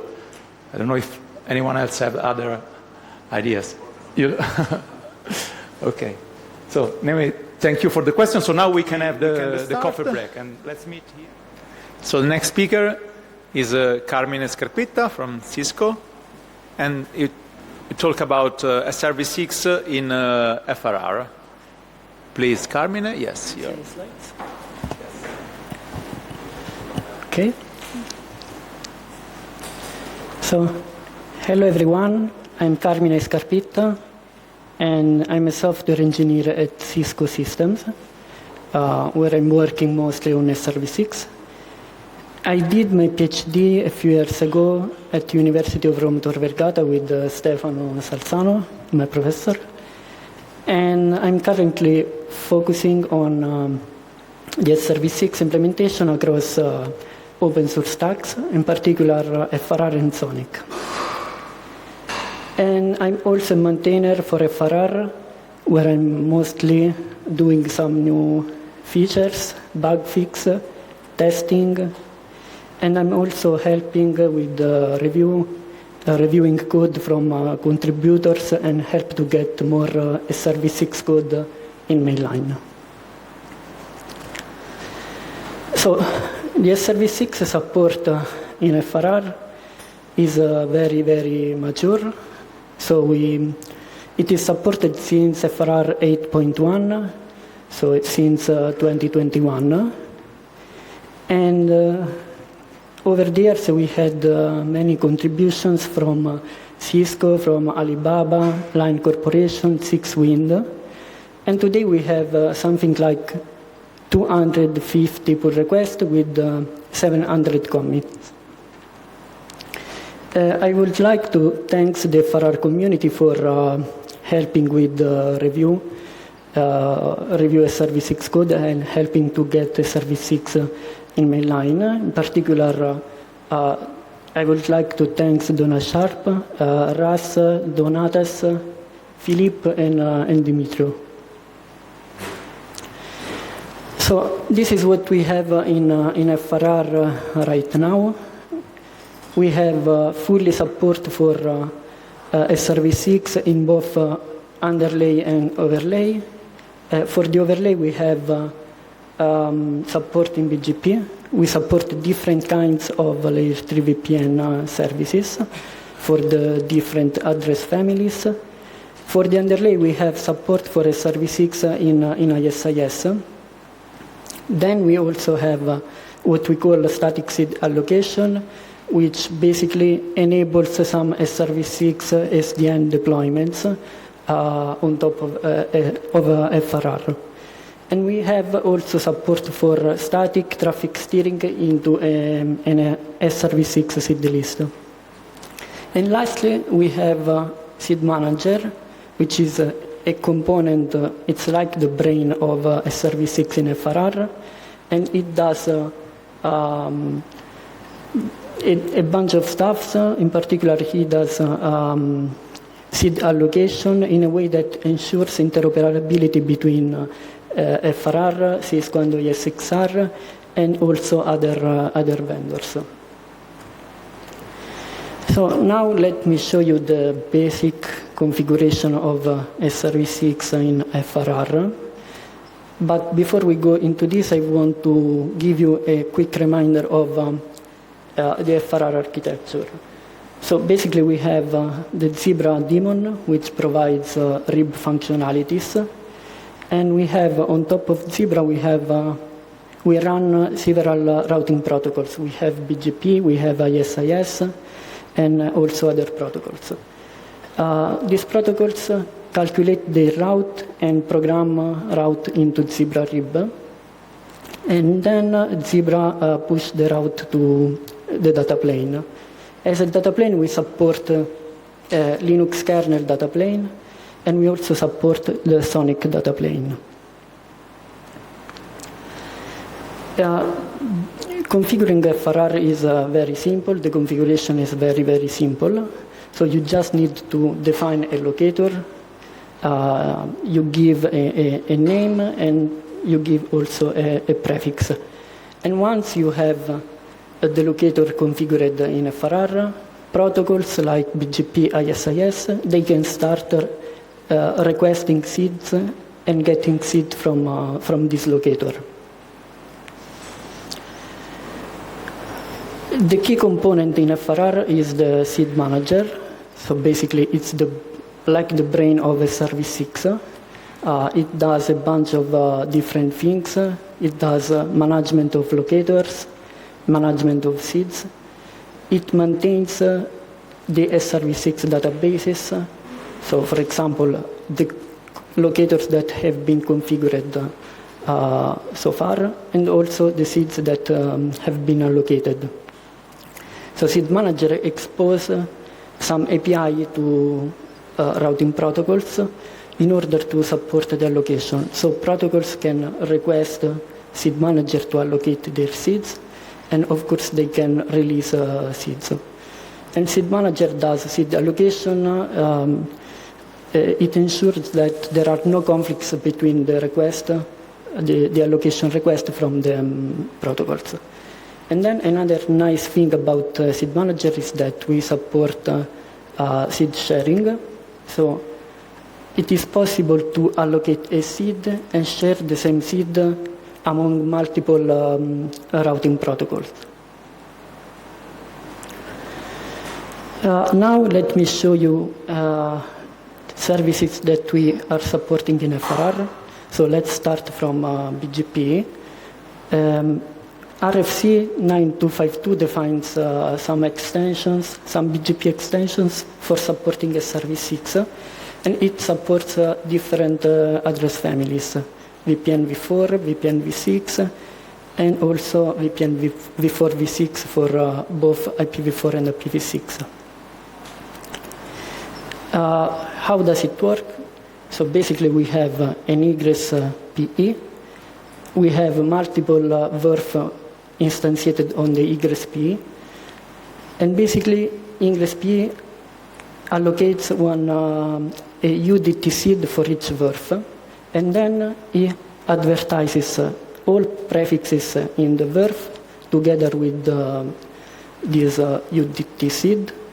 All of these are advertised to the ingress PE. On the ingress PE, on the other side, the ingress PE receives the prefix and installs this prefix into his FIB. In order to support this, RFC defines a different TLV. So we have a layer 3 VPN service TLV, we have seed information, we have seed structure. And basically, in FRR, we support all of these. All these TLV are currently supported. Now, let me show you an example of how we can configure BGP in SRv6 in BGP in FRR. So basically, we have this simple topology where we have an IPv6 network, and we have two PE routers attached to this network. And then we have two CE routers that are attached to the PE. And basically we do some configuration on PE1 and PE2. So we configure the locator, and we do some BGP configuration to set up the layer 3 VPN. So let's take, for example, PE2. And this is the BGP configuration that we do in PE2 in order to enable layer 3 VPN. So we have some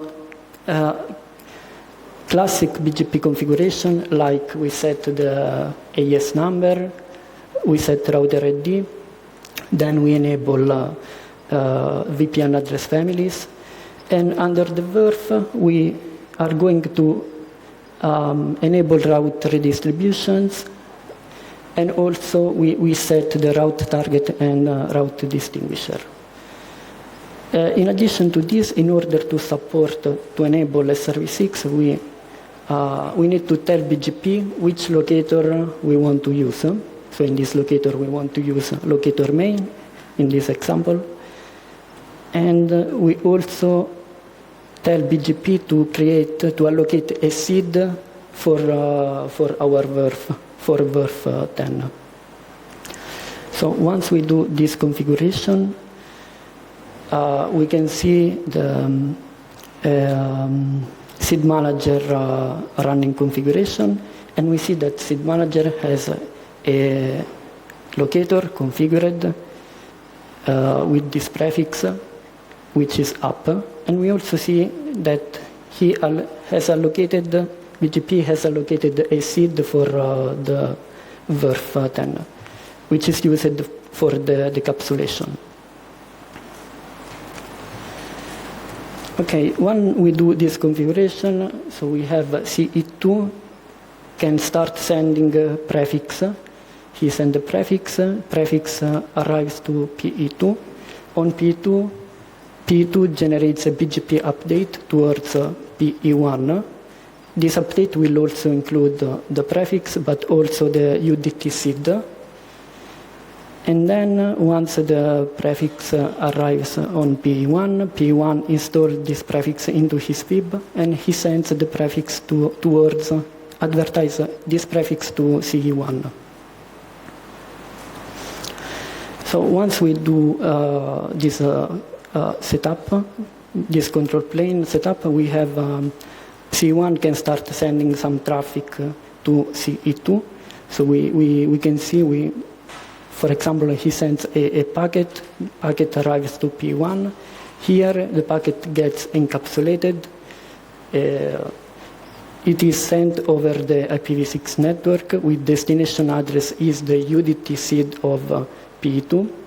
On P2, the packet gets decapsulated and inner packet is sent to CE2. It's delivered to CE2.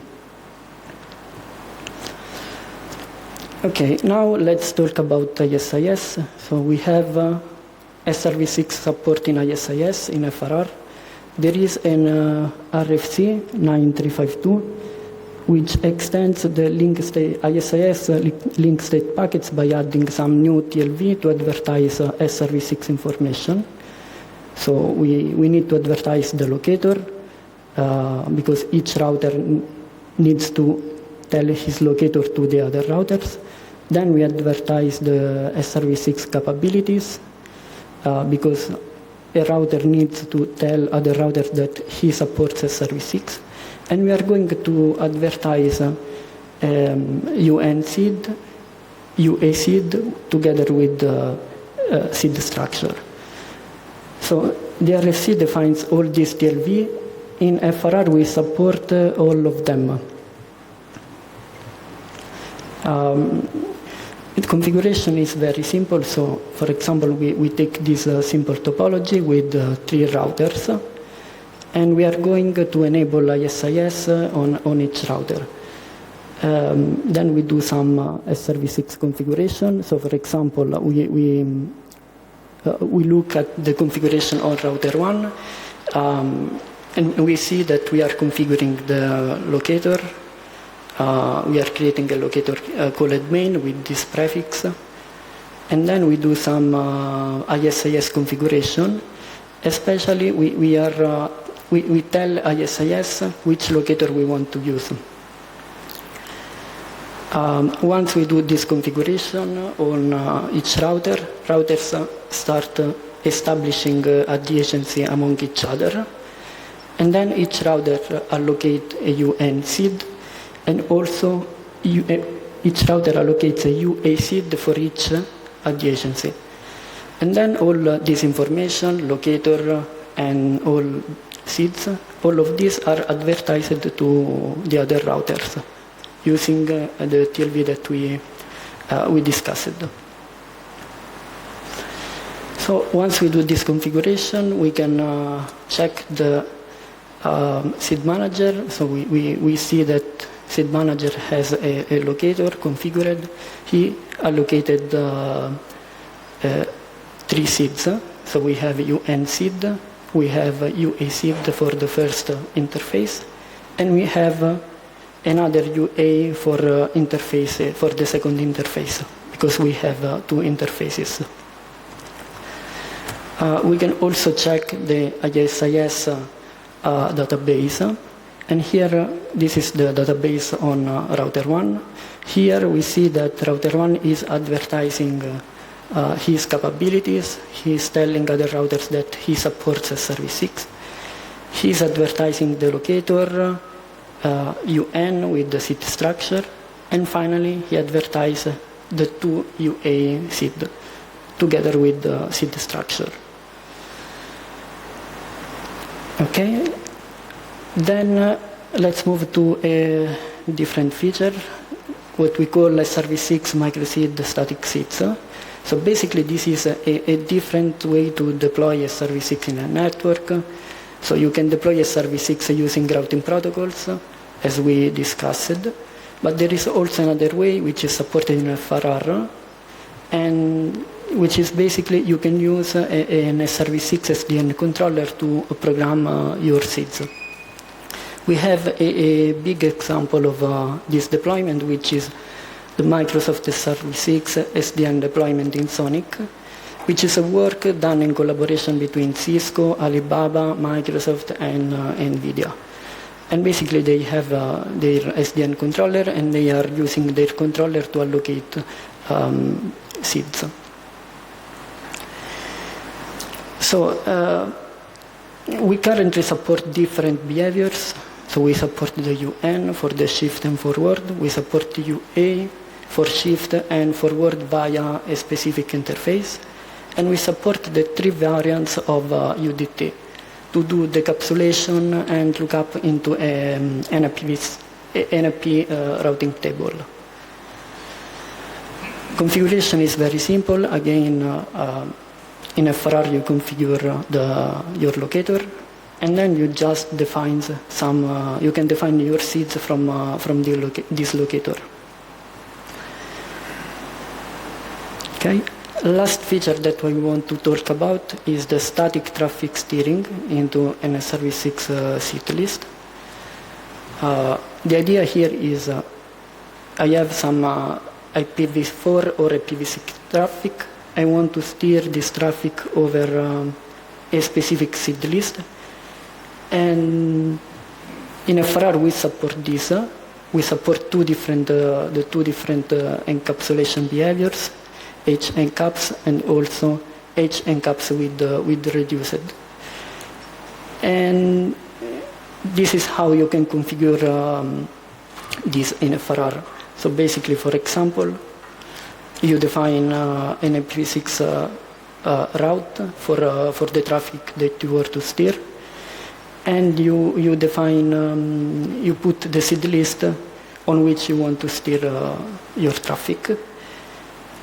Once you do this, you can check the IPv6 RIB, and you see that we have a static route that is steering this traffic sent to 2001 DB812 is steered over this seed list FCBB BBBB 23FE00. Okay. To conclude my talk, my presentation,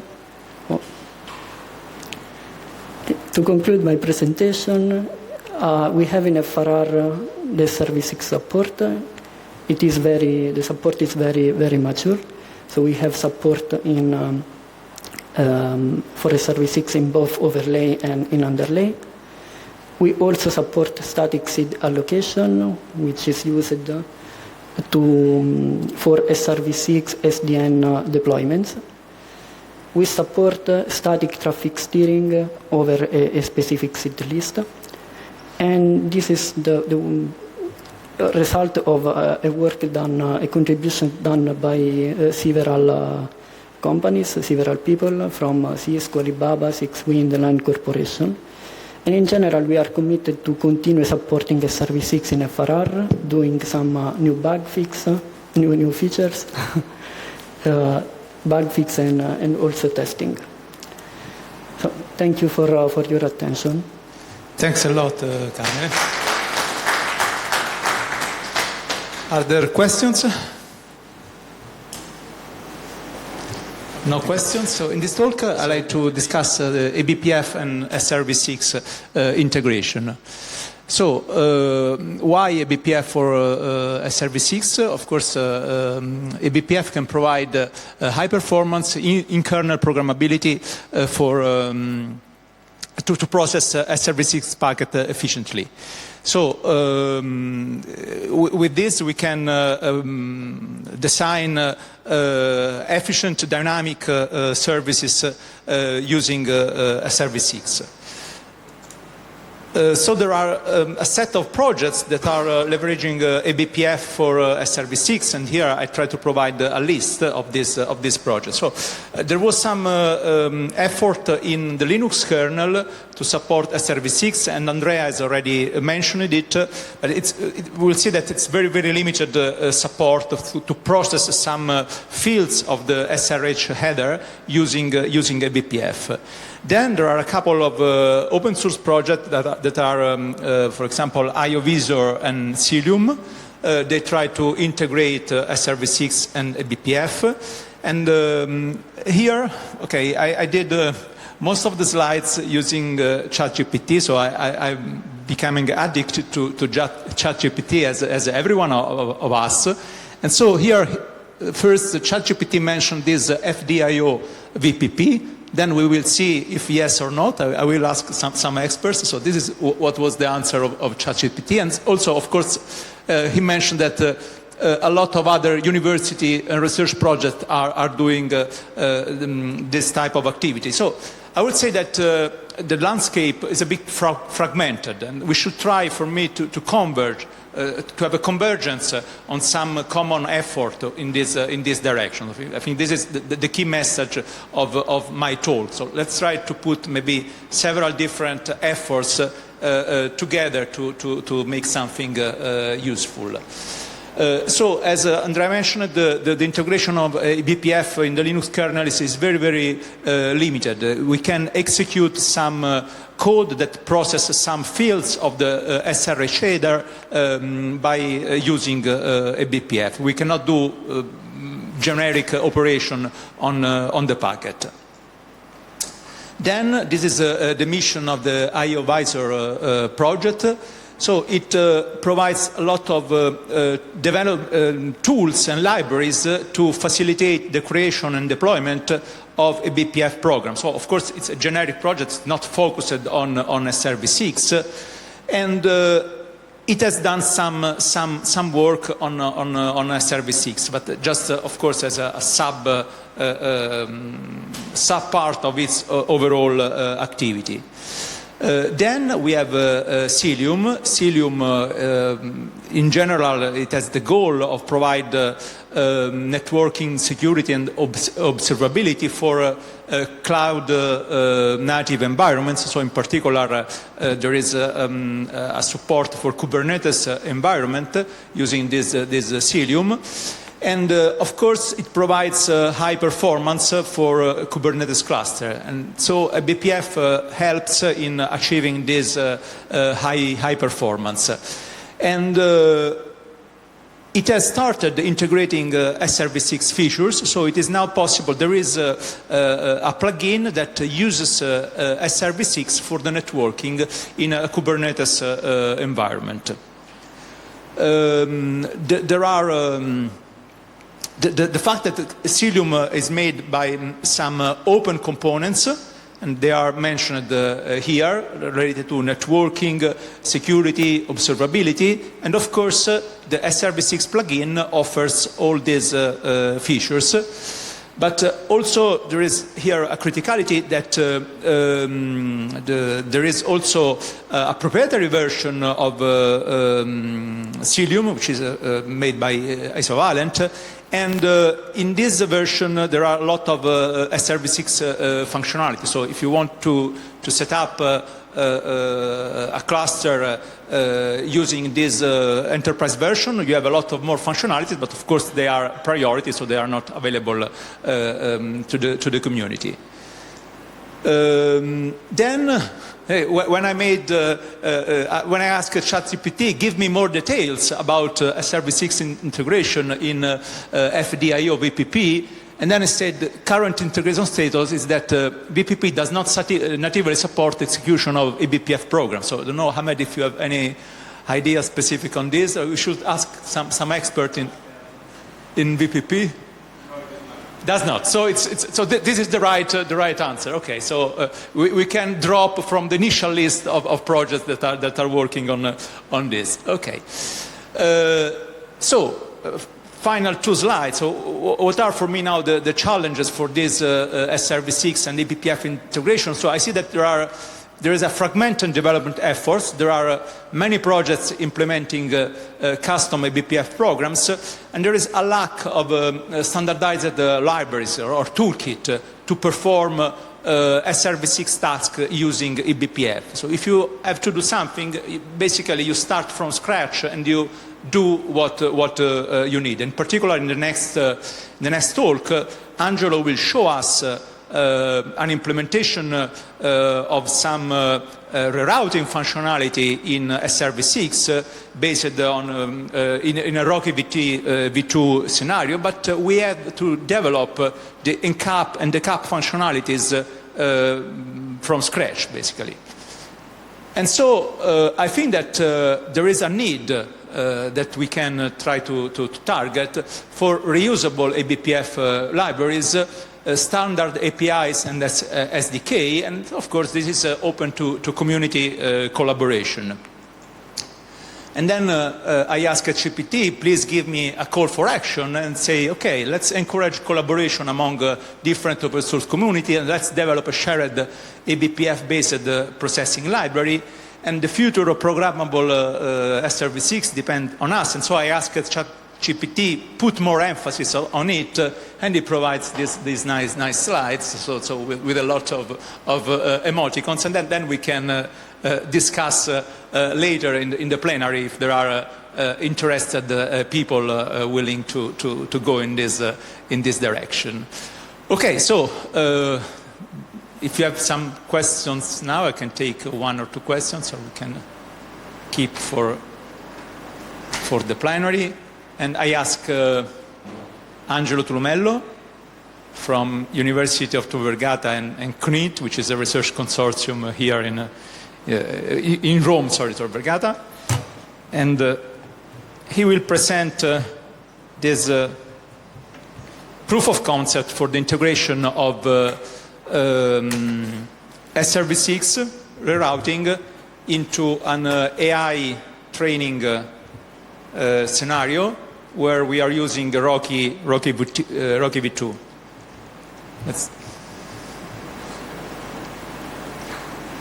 Thank you, Stefano. Okay.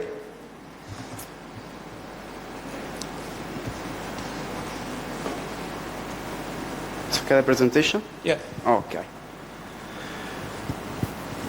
Okay, yes, so since SRv6 deployments actually are growing also in data center fabric, with this proof of concept we are going to show our approach for which we are starting to support Rocky v2 and RDMA workloads in SRv6 networks.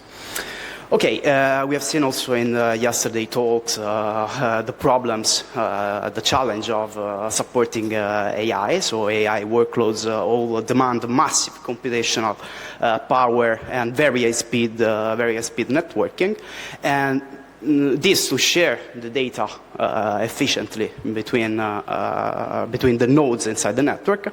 And so RDMA and in Ethernet networks, is translated in Rocky v2 is the standard way of doing it.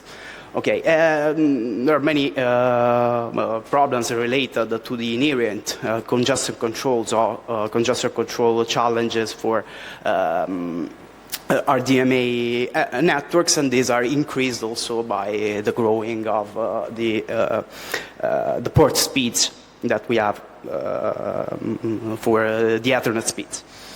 Okay, so just to summarize a bit the Rocky v2 problems and existing solutions. Rocky v2 was created initially for lossless networks, so with no inherent congestion control, in which priority flow control handled the the congestion with port poses, but this leads to many problems like the head-of-line blocking and the latency increase and actually the congestion spreading of inside the network. Then DC QCN is one of the most used congestion controls for this kind of networks, but basically it requires precise tuning to work well.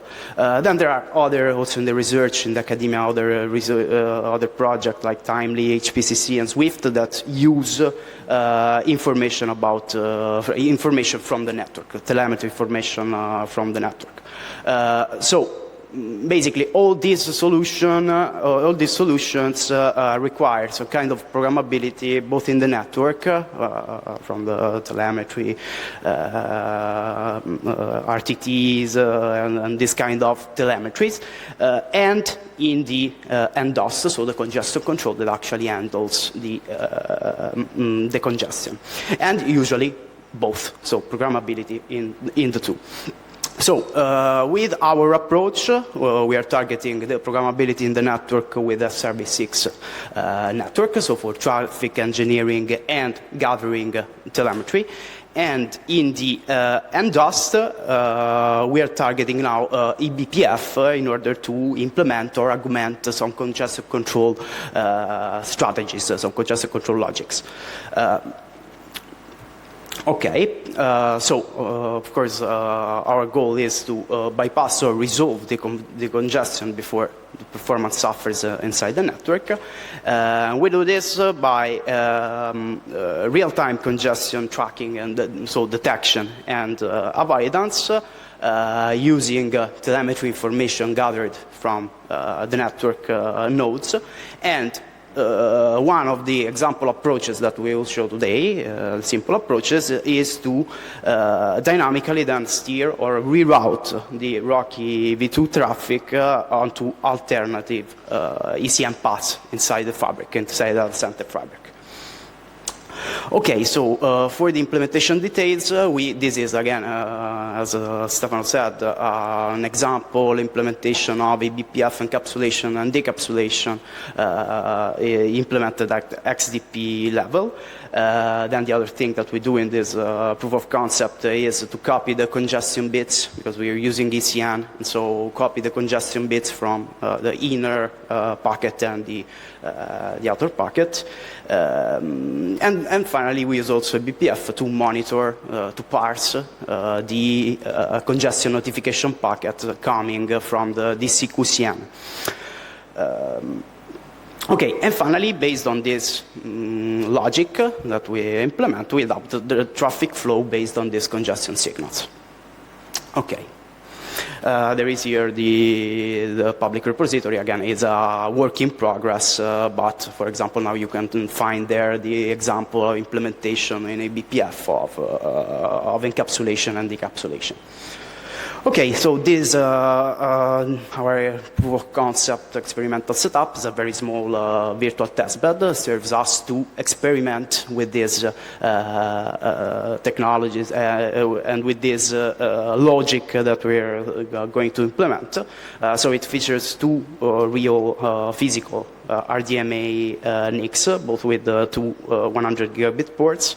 So in one server, the bottom one, we have two VMs implementing the Rocky sender and receiver on the two separate ports. So they are using actually hardware offloaded DCQCN, so hardware offloaded congestion control.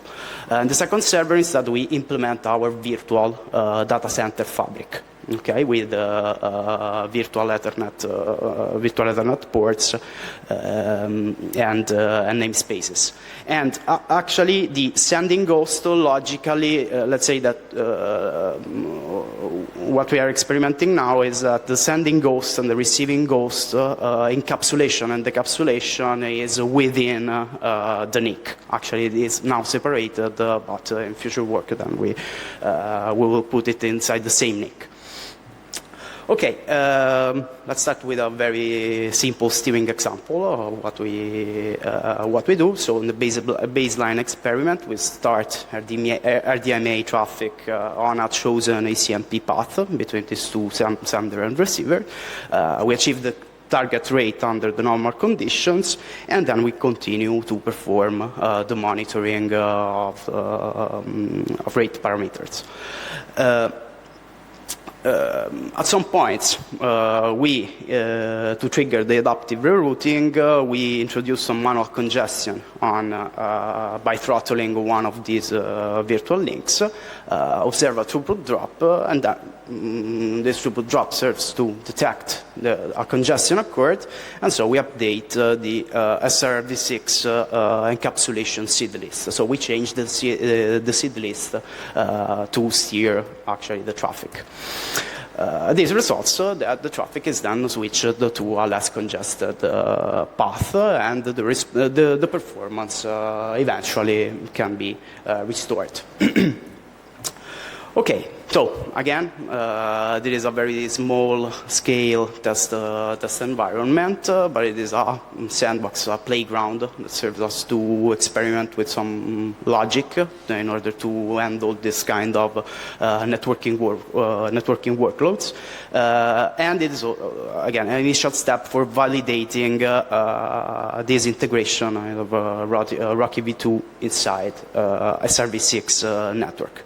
So as next steps, for sure, we're going to adapt this solution considering a large-scale data center network fabric, and infer some congestion state from the information that we get from these CNPs, so from the congestion notification packets, integrate then some telemetry from the network. So, for example, IPM is one of the solutions used, tightly integrated with SRv6, and so integrate also that in this logic. Then, now the programmability, some of the programmability, we inserted it in eBPF. We know that for the 400 gigabit, 800 gigabit that we're targeting now for scale-up networks, actually, the performance will not maybe be enough just in software. So we envision also to target some hardware offloads for some of these tasks. Okay, that concludes the presentation. Thank you. Thank you, Angelo.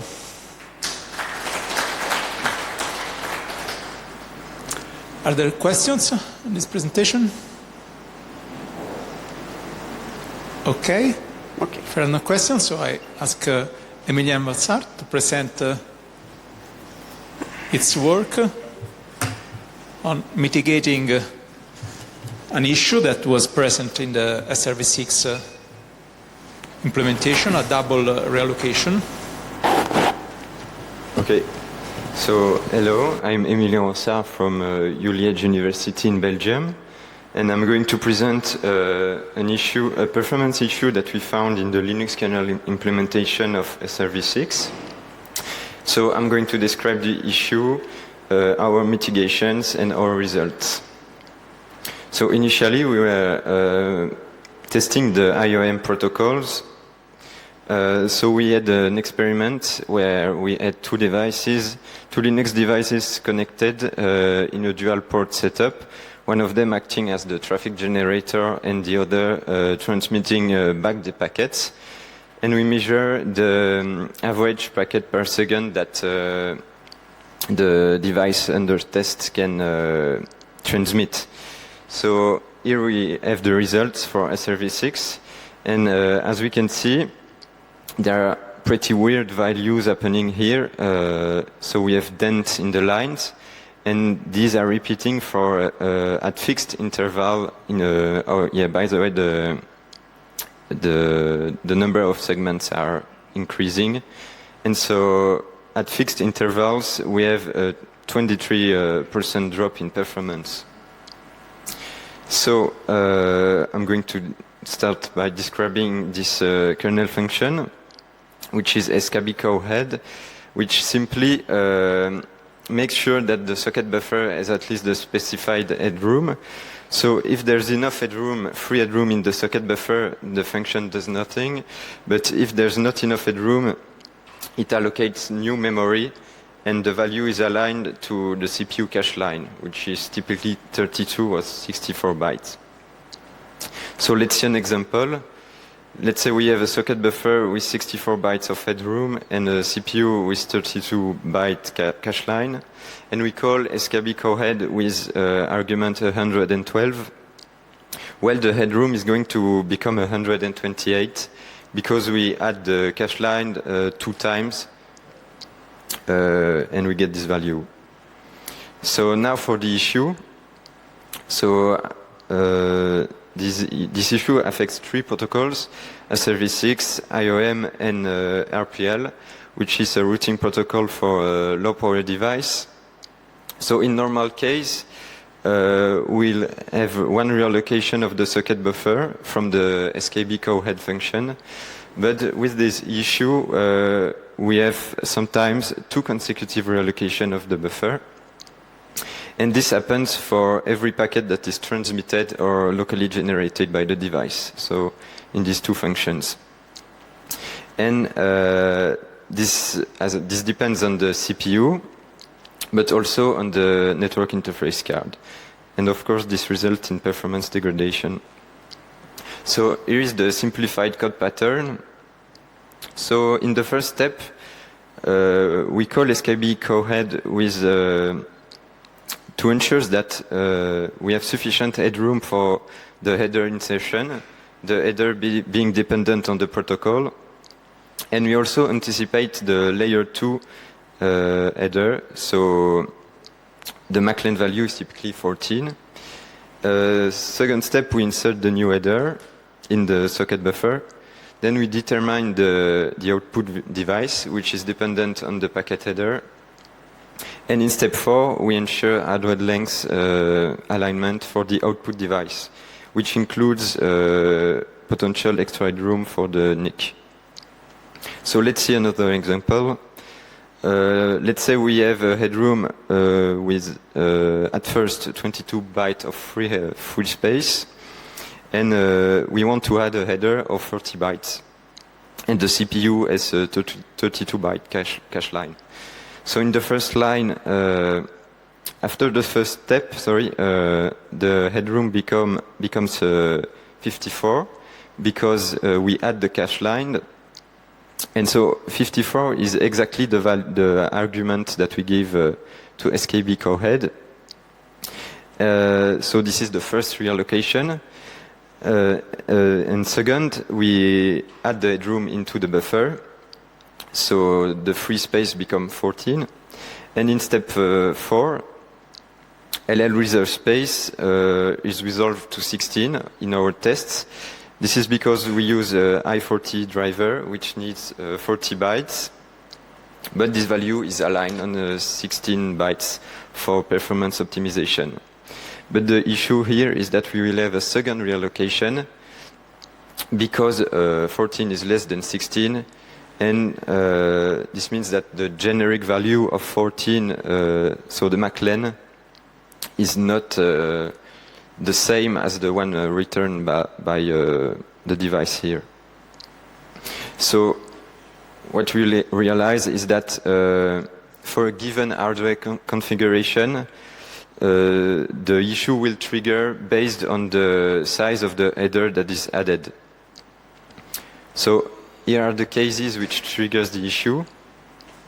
So for IOM, the PTO is part of the header which is used by IOM. It can have a value up to 250.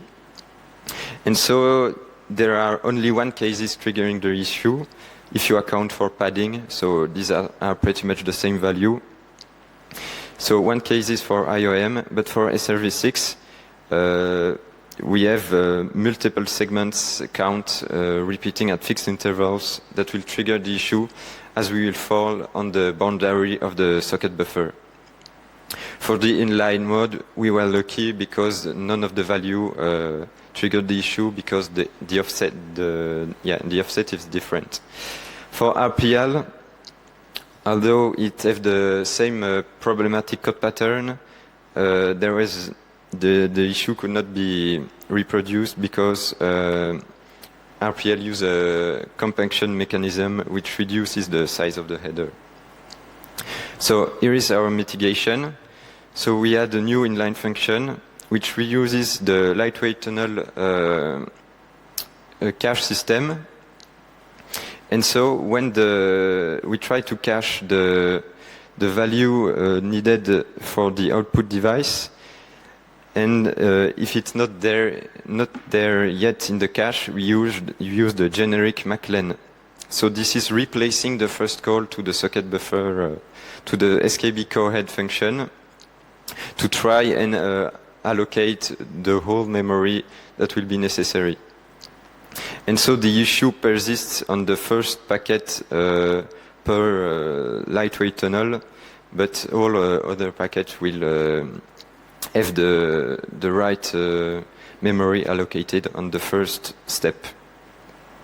So here are our results.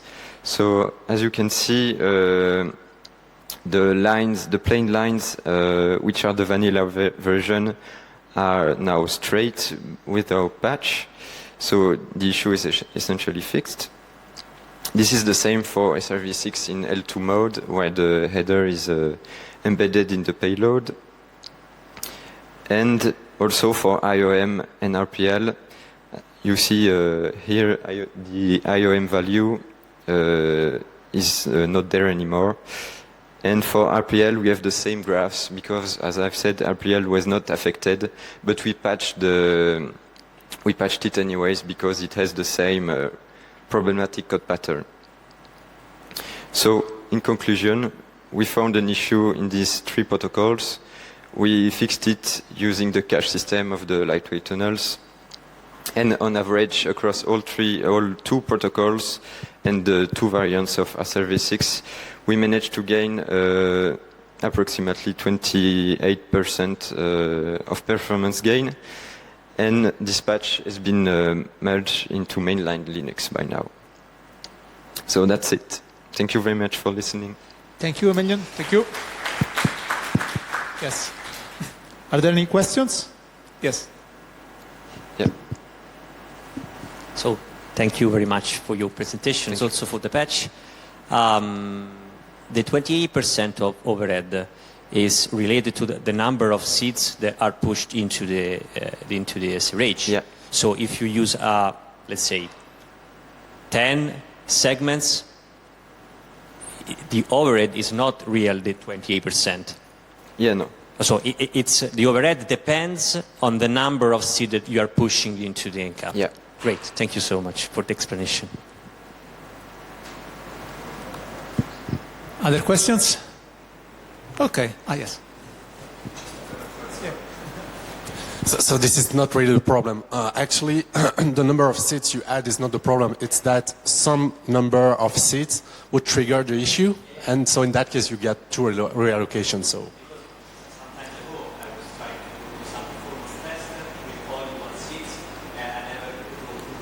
All right. Okay. Yeah. It depends on the configuration you have, your hardware, and if you hit that boundary. So, yeah. You're welcome. Okay. So, let's thanks again all the presenters so far, and we can move to the final slot. I call it a panel, but currently, for the moment, there are maybe some slides that Andrea can present with some starting point from the discussion, and then we can go on. So the idea is that to try to identify some missing features or problems or some opportunities for developing SRv6 functionality in Linux kernel and in related open source projects. So Andrea, at the end of his presentation, was starting to list some open issues from his point of view. So I think let's start from this, and then maybe we collect other ideas. So before we just went through the improvement that we had in the kernel for segment routing, but there are some, this is a pictorial view of the improvement along the, let's say, life of segment routing in the kernel.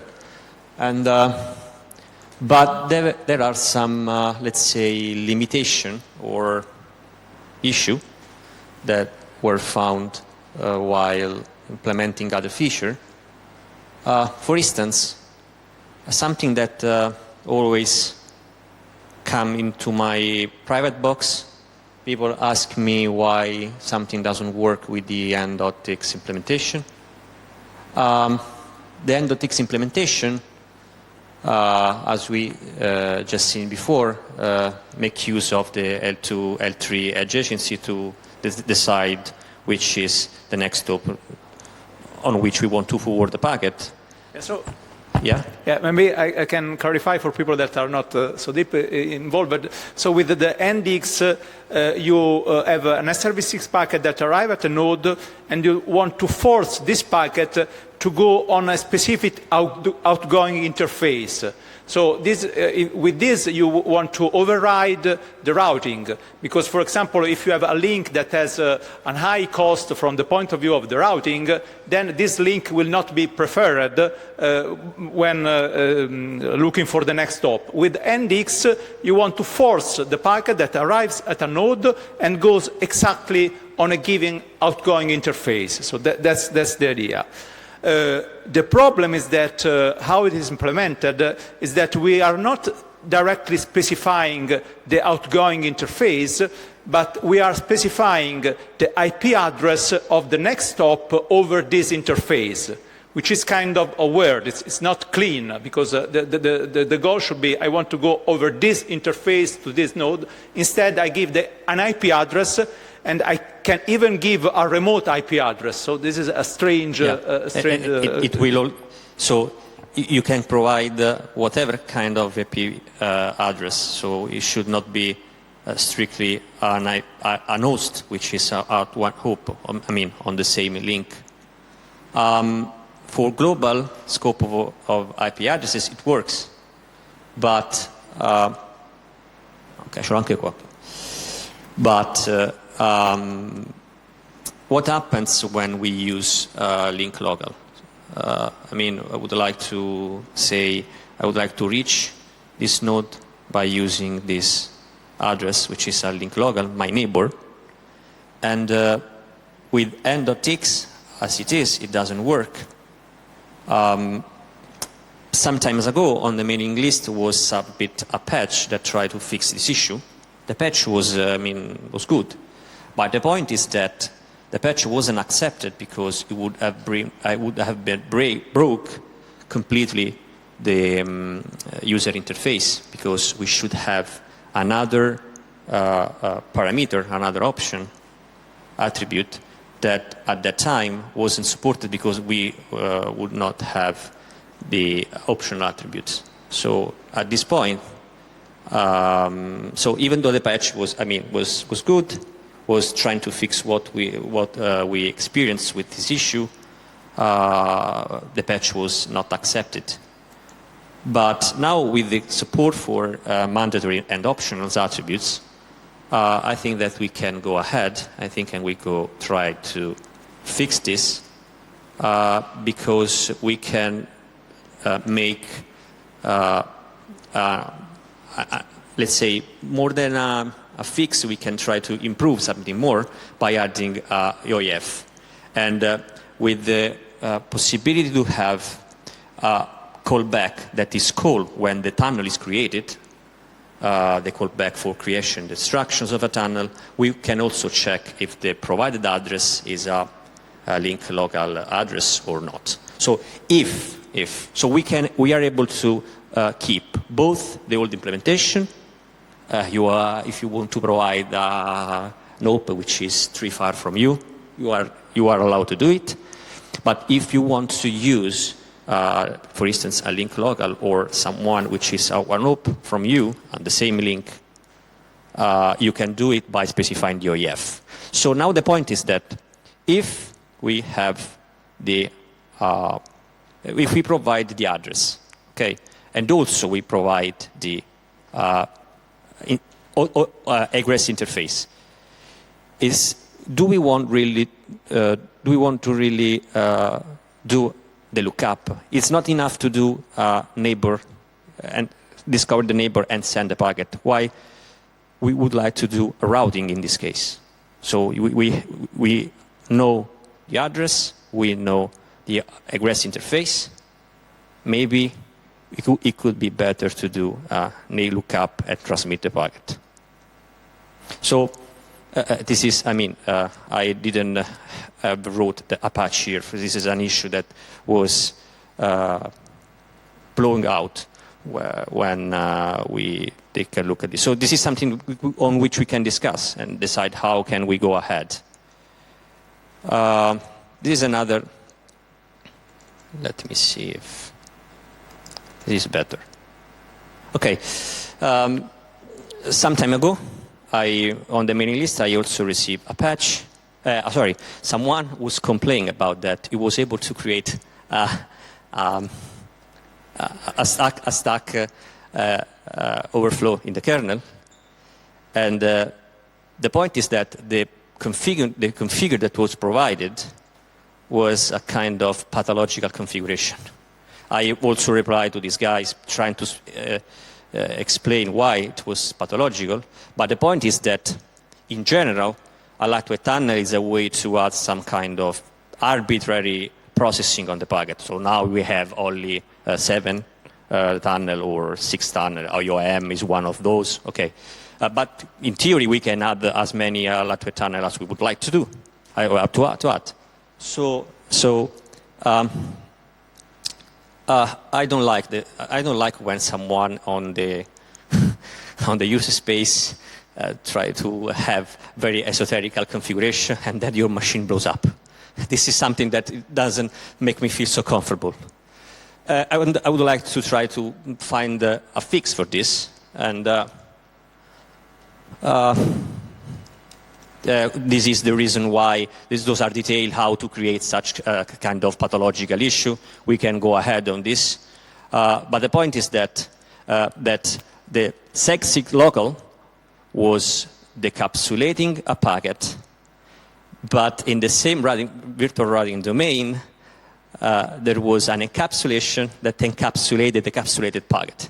And then the thing that the encapsulated called encapsulated and encapsulated called encapsulated and so on. And then hogs completely the stack of the kernel doing stack overflow.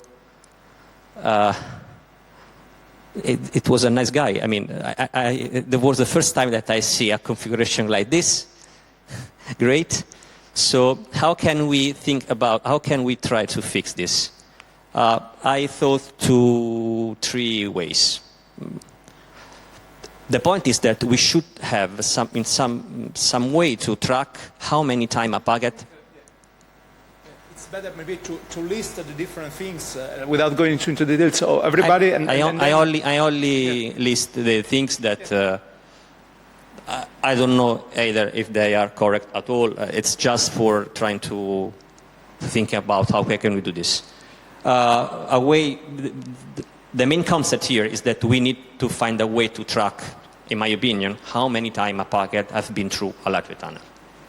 In whatever way we want to do this, but I think that we should set some kind of hardening on the number of times that a packet go through a lightweight tunnel. So because the stack overflow happens because we been through this A call B, B call A, and so on, many times until the stack was completely filled. So one way could be through adding some kind of information in the CB, but I don't like it very much because when you do uncap and the gap, you should preserve CB in some ways. Another way would be trying to add some new field in the SKB so that along the path of this KB, we can remember how many times a lightweight tunnel have been processed this packet. Another way which is a little bit less invasive because changing something in the SKB is it's not always easy, is having an SKB extension. yeah, right. Is having an SKB extension that is attached to the packet, and then when the packet comes into a lightweight tunnel, and we have a CCTL knob that say, okay, I would like to be hardened, we can use this extension, which is a dynamical extension, and then try to count how many times the packet has been processed. Yeah. The mic. You can talk.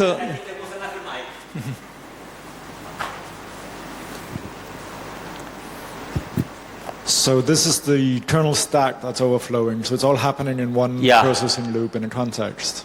So, so the stack already has this recursion limit on XMIT for other cases. So if you have like a tunnel interface type, there's a recursion counter which is just stored in a per CPU variable. It's like the function is called dev xmit recursion. And I think you could either reuse that wholesale or do something similar. So you don't have, like, you don't necessarily have to store it in the FKB. You can just store it in the environment. This is stored in softnet data. So I think maybe it's not even used on anything other than transmit. So you could just reuse it directly, or you could do something similar to avoid all these annoying things you're saying there.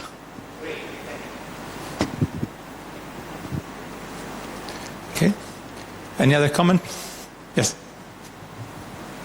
So yeah, just exactly this. I'm on it actually. I'm working on this, and I was thinking about this idea, and I proposed it to the mailing list. Received no feedback, so maybe it's a yes, maybe it's a no. So I would just try an RFC and see how it goes. So I think that this is something that should care of definitely. Yeah. And maybe you can synchronize and talk yeah, great. Sure.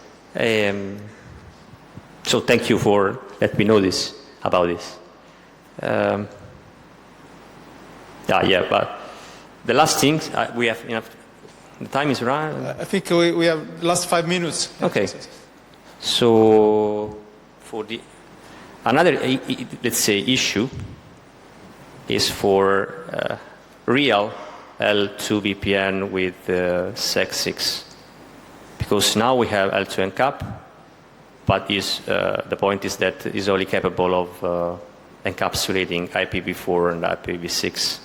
And in order to make it work, there are a lot of tricks. So a way, probably, it would be better to have a pseudo-wire virtual Ethernet device that is able to receive the traffic, whatever kind of Ethernet we have, and then apply a seed list and outer IPv6 encapsulation. But here the point is that how we do the decap.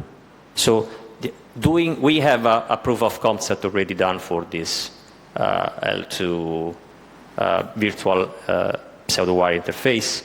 But the point is that how can we decapsulate? Because other tunnel, VXLAN and so on, they have local interfaces, local address. So the path goes going in through the input, and then they are processed by tunnel and UDP and so on. Now we have that seeds are not bound to any real local. You can do this. You can do a lot of things. You can do in the local table, but in general, local address are not. Seeds are not assigned to a local interface. So we still have the DX2. And probably the DX2 would be fine for decapsulating packets, and then forward these to the, let's say, to the destination. Another thing that I was thinking about, but I don't know how if it's feasible or it could make any sense, would be adding a TC action for doing a kind of encap. Like it was already done, let's say, for MPLS or pushing big VLAN in a, let's say, stateless way. But this is something that I was only thinking about, that we have already the interface done, but these things about TC was something that it came to in my mind, let's say, just, it was an idea. So I think that we can finish the time. Thank you to everyone. Thanks, but is there any feature or idea coming also from the floor, or do you think that these are enough stuff on which we can work on? Yes. I do have one note specifically on the pseudo-wire thing right here, which is that you need to think whether you have one device per pseudo-wire or one device for SRv6 L2 encapsulation in general. Because if you have a lot of pseudo-wires, you'll have a lot of devices. You can do that, but a kind of external VXLAN devices where you have. At the moment, we have the very basic implementation, this proof of concept, where we have one pseudo-wire interface, and when we create the interface, we decide which is the seed list that should be pushed, as well as the source of the tunnel. But this would be the second step, the next step, because this is a very clever observation. This was something that we was thinking about. Great, thank you. Hi, good presentation. It's a new feature I'm thinking about, or maybe it's not a kernel function, but let's say I have seeds injected by ISIS, BGP, and maybe statically, and you can recursively resolve those routes and have a seed list. And it's like a MPLS flattening. Is something like that with SRv6 would be possible? It has any limitations from kernel sides, or it just has to be implemented in FRR? What would be the... Maybe in FRR? Maybe in FRR? Yeah. I think the question is related to when you have to merge the underlay and overlay. So basically from, let's say, the underlay, you create your seed list, and basically on the overlay, you have the overlay seed. I think the question is related to the combining the underlay and overlay seed to have one seed list for the data plane. So it's how to say, it's an interesting point. We need to know where it should be added. Maybe FRR as a common data plane that is used for Linux and used for other deployment like Sonic, or it may be something that is done directly in the data plane. So you program the two seeds in the data plane, and then the data plane will take care of merging the two. Thank you. But it's very, very interesting point, especially because we are working on supporting the traffic engineering with SRv6 and FRR now. So it's a very interesting point. Thank you. Can anybody hear someone out here in Zoom land? Yes. I have a comment or question. Please. Okay, so we were experimenting with this using N.dx2 for LTVPNs.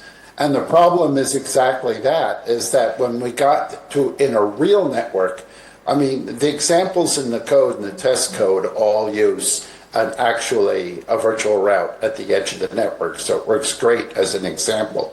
But in the real world, we have a real device, which is maybe a very, very simple device on the edge.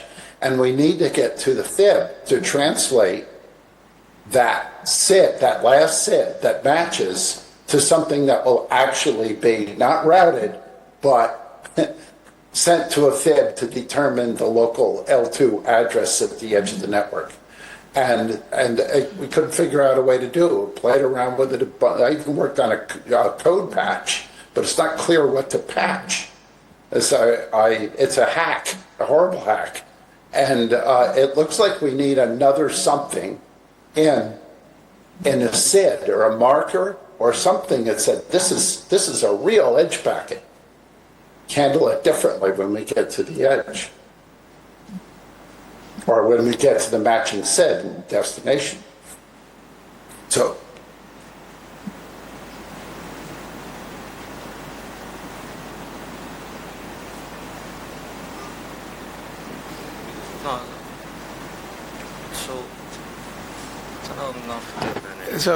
sorry, here personally I've not completely understood the issue, but we can have maybe some email discussion on this. So I think that there's something related to how the packets is delivered with the DX2 when it arrives to a node, but I was not able to capture exactly what was the issue. So this discussion should happen on the Netdev mailing list. Where is typically happening this type of architectural discussion? Should we have it in the kernel mailing list? Is there anyone that knows how? No.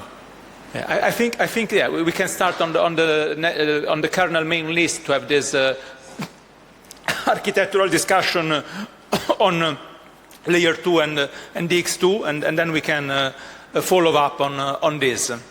So thanks, Thomas, for your point. There was another from the floor. Hopefully short question regarding performance again. So do you have support for hardware offloading of encapsulation, decapsulation, which I think is at least seems to be critical on the points where this SRv6 network gets terminated, for example, for encapsulating of segmentation and checksumming of the packets being encapsulated, as well as, yes, adding and removing SRv headers in hardware. So, okay. It's an interesting point also, especially I know that the hardware offload is one of the key things that when you start and end the SRv6 at the host, so you want to leverage all of the offloading capabilities. So I know that someone is already working on this, and hopefully soon we should be able to share some test results on this. So once we have them, we will post it. But it's one of the things that I know that someone is specifically working on this.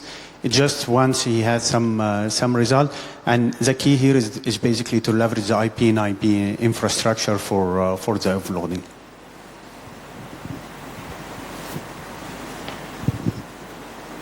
Okay, reply.